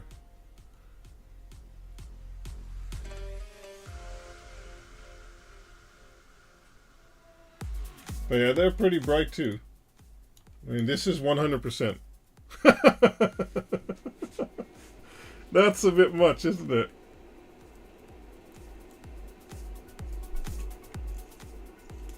So, this is the 144 LEDs per meter. We'll test CRI in a second there, Philip. This is the 144 LEDs per meter variant. And for things like this, you know, like my wall display here, where they're pretty close by and you can actually see the individual resolution of the LEDs. For that, it could be good. But what I more see is that if you have 10 meters of 60 LEDs a meter, you can actually run that 10 meters on a single injection. It'll get hot, but it'll work. Unless you do white, but single colors and effects should work, up to 70 watt-ish or so. So if you then need to do 20 meters, you can do that with a front and end injection, and the voltage over the whole strip should stay above 5-6 volts. And because these are constant current, the first LED, the middle LED, and all of the LEDs will look exactly as bright.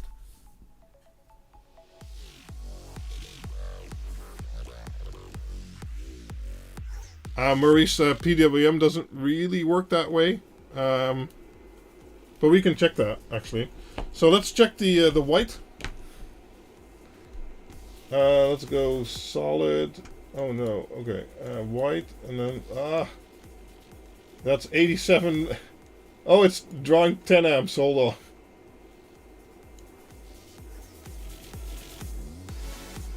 Okay. The 50% white draws 80 watts.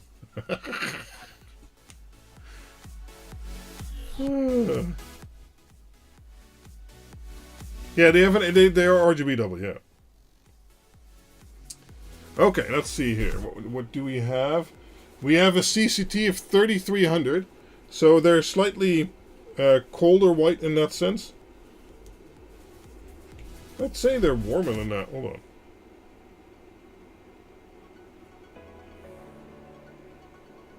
No, getting the same same readings. So they have a CCT of about hello, 3300. So they're not very warm, and an RA. Oh, damn it.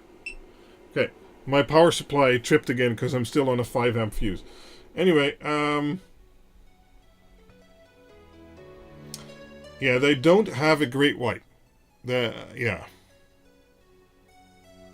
But they do have a very interesting PWM. Because it says 5 kilohertz, and the amplitude is, well, very good, while we're at 50%.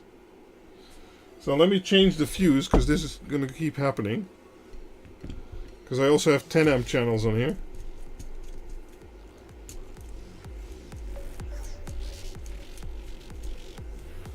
There. Haha! 6.79 amps. Yeah, okay, so let's redo that measurement. Yeah, so I'm still getting this. Let's go to 35 on the brightness for WLED. Oh, wait, my other lights are still on. Is that a problem? Let's measure again. Nope. Still 5500 hertz and a very nice low modulation depth. I don't know, I mean, it's PWMing, yes, but there has to be something constant current going on, because otherwise this is not possible. Look, it's at a 100%, but it's down to 12 brightness. So, yes, there's there's no PWM here, it says, but it's probably too low to measure. So let's go to 210 on WLED. Yeah, it's still saying, look, we're almost at no modulation. Oh, at around 4700. So let's do even more. 235. And it's still saying, like, nope, there's almost no modulation going on. And we're at 4432. And my camera is also at... Oh, it's the wrong one. Okay, there. You can also see in my camera that there's basically no PWM visible. Maybe at a lower setting? Not really. No, yeah. See? So let's see. Yep. Even at 32 on the WLED scale, it's at 5500 Hertz and very low amplitude modulation. So I don't know what chip this is. No, they're not from BTF. But this is an awesome chip. And I mean, yeah, the whites could be better, right? So it's not perfect. The whites aren't great. They're not horrible, but they're not great either. But other than that, this is a very interesting chip.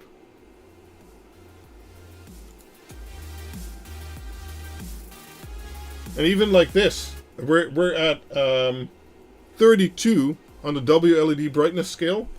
Oh wait, I need to check this. Yeah. And the camera isn't seeing any PWM. It can go bright.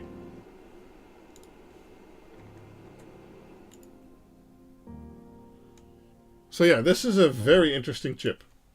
But yeah, because of the 5 meters and 144 LEDs per meter, we're stuck at 34 frames per second. Because one data output can't deliver data fast enough for all of these LEDs. Well, my flicker meter is measuring PWM, but it's very well controlled. Yeah, I have no clue what's in here. They call it SK6812, but it's completely different from anything we've had before. And I'll probably make a dedicated video about this soon, because I also have the 60 LEDs per meter. But yeah, it's very well behaved. It looks great. It has fair whites, not main task lighting whites, but still. But it's very different in regards to power injection. Because you can run 10 meters on a single injection. That's okay. And there's nothing else out there that will do that.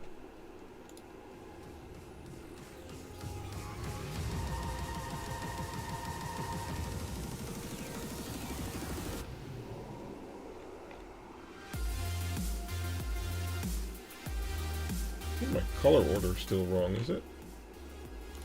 Red, blue, green.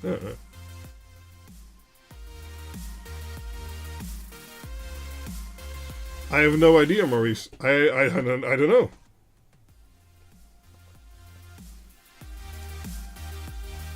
It's not true, CC. There's still PWM going on, but in regards to driving the LEDs themselves, I do believe they're driving them constant current.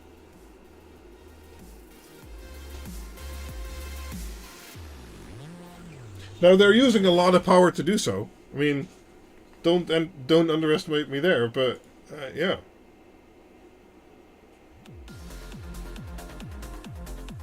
But if you're looking for LEDs to use on camera, I think these are it. And they're 12 volt, single addressable, easy to power manage.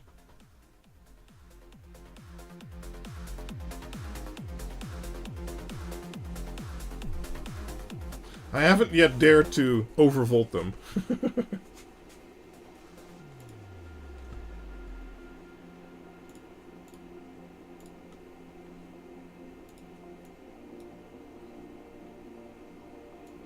Yeah, so let's run them at 8. There.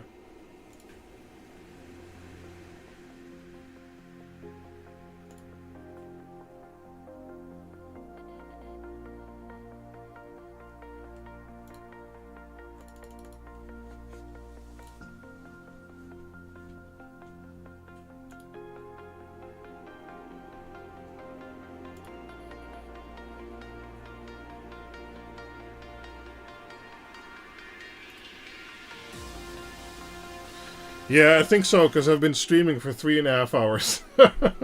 My voice is also kind of done. Let me turn this off. Oh, right. Downside for these, they'll run hot. Very hot. Cooling. Need cooling. 5-volt LED strip doesn't need that much cooling. This needs cooling. Do not run without cooling. Yes, exactly, Andy. Yeah, that's the downside here.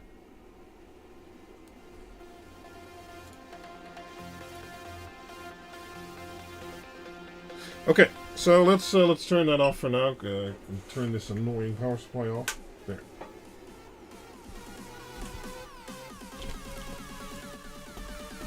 So one of the things. Oh, the idle. Oh god, I just turned everything off. I'll have them in my power sheet soon, so then you can see the idle. But the idle is pretty normal, like 8 or 9 watts for one 5-meter strip of 60 LEDs per meter. So I already sneak peeked you this thing, which is the Power Diff Sender 8. But because there's a lot of components involved in this thing, and I've been really busy with all kinds of stuff going on, I actually had some assembled. And we're not going to check them out today. I might do that tomorrow, I don't know yet. But for myself. But here is the Sender 8 power board for the DIG Octa system within the Diff Power lineup. So you can connect the 8 channels of the DIG Octa to this board. And everything you saw today was WLED. And then you can connect your brain board on top of here. And this board is 55 volt in compatible. So you have a 55 volt power supply. And then it sends data plus power out on all of these output ports. So I just wanted to show that I had some assembled, because this was way too many components to do for myself. I would have taken me hours and hours, and I'm way too busy lately. So yeah. I still need to solder a few things like over here and these guys and over here, but that's easy peasy. And then I'm going to test this soon. I already want to make some revisions, because I keep developing, although I order a prototype. But yeah, it's interesting. I ordered 2 of these populated. It was like 200 something bucks, so that kind of sucked. But yeah, that's the cost of prototyping sometimes. The solder job is okay. I'd rather see a bit more solder on these. And for instance, over here, if you check over there, that's, I'd rather not see that. Can I? Yeah, so I can break that off.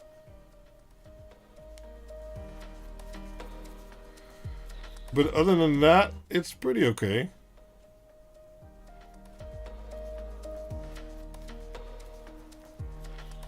Yeah, there's nothing else on the back, really. And most other through holes I'm doing myself, so. Yeah, and over here, the SMD stuff looks pretty good.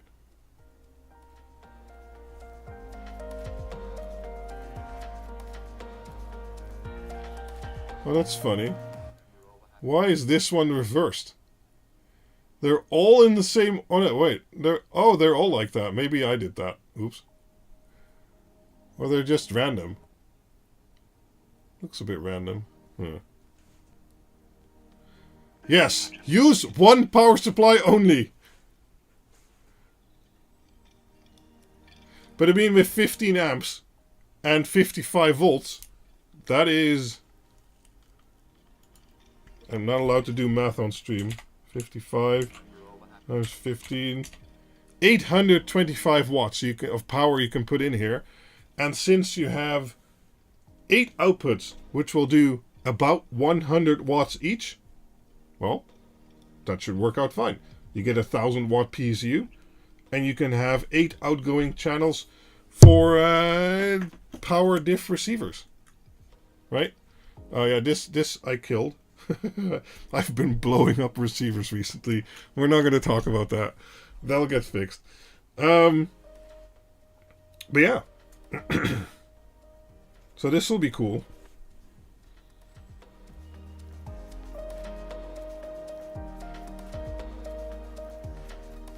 Right, so yeah, that's the secret of the day. I'm working on a Power 8 system in parts of the Diff Power and Dig Octa lineup. And that will be really cool.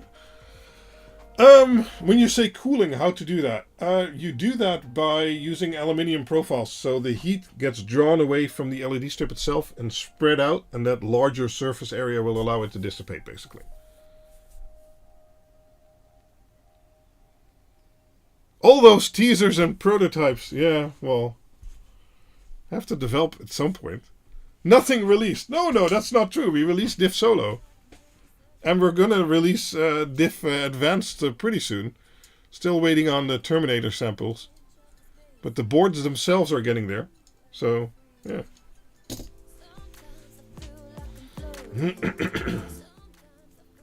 Thanks, Maurice. So that was really the secret of the day. Both the last LED strip and the Diff Power Dig Octa Sender 8. Oh.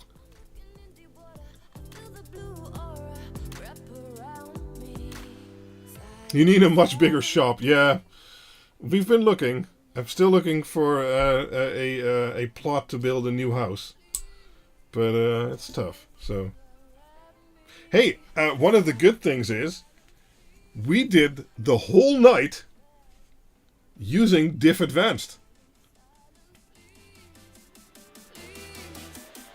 Well, basically, officially, it's a one-man show, and that's me. But of course, I have a team at AllNet, who I hire to do all kinds of stuff for me, like component procurement and PCB manufacturing and assembly and quality assurance and testing and flashing and things like that. So that's what those do for me. And then there's our Discord guys like Philip, who's also an admin in the YouTube channel, who was on the Discord a lot, and there's loads of people there helping out. I mean, yes, officially it's me, but unofficially I could never do this on my own. It's just impossible. So yeah. But all the development, that's me alone. Yeah. But yeah, we ran the whole night. Oh, and Dr. Z's, of course, this is my US partner for sure. And we ran the whole night using Diff Advanced Sender 4 through this UTB cable here to this midpoint 2 board. And, well, it did all those various LED types without a problem. 25-hour days in your part of the world. I wish, Andy, I wish. I certainly do not. But, yeah. So that was a great test for Diff Advanced. And we also showcased that it will do 48 volts. 24 volts and 12 volts. It'll also do 5 volts. So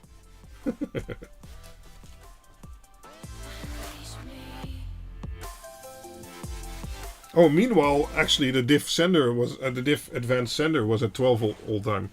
But yeah, that was actually a pretty good test, testing all those various LEDs. Thanks, Eric. I'll try and do so.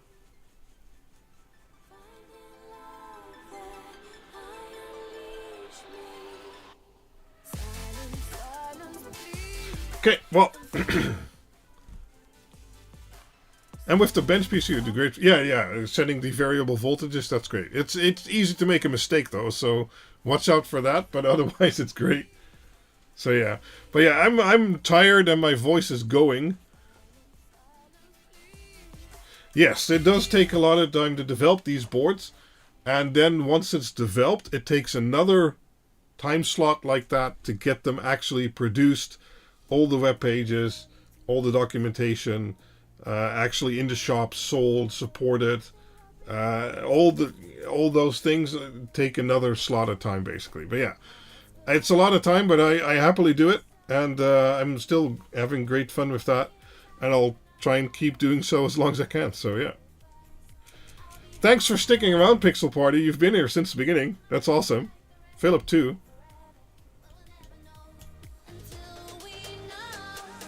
Yeah, thanks. I'll put the vacuum on it tomorrow. No, Nigel, I'm not. Your own work mat. It's pretty big. It goes from here to here. But it was a prototype and I never really released those. But yeah, it's there. The Intermit is over here. But it's like 1.6 meters wide and a 1 meter depth. So it's insane. Anyway, good night, guys. Thanks for watching.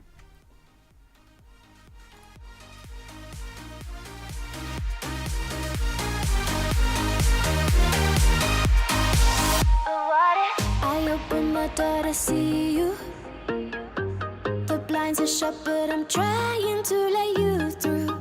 I know the light that's inside you will light up my world, but what if this still falls through? I let you in, our world begins. I open up, I break your heart. What if you do it first? I'll be heartbroken. If heaven's kind and you were mine, I like the rest, we fall forever. But we'll never know until we know. We got this feeling in our hearts, we're healing from a little love, from a little love. This could be heaven if I just let you in for a little love, for a little love.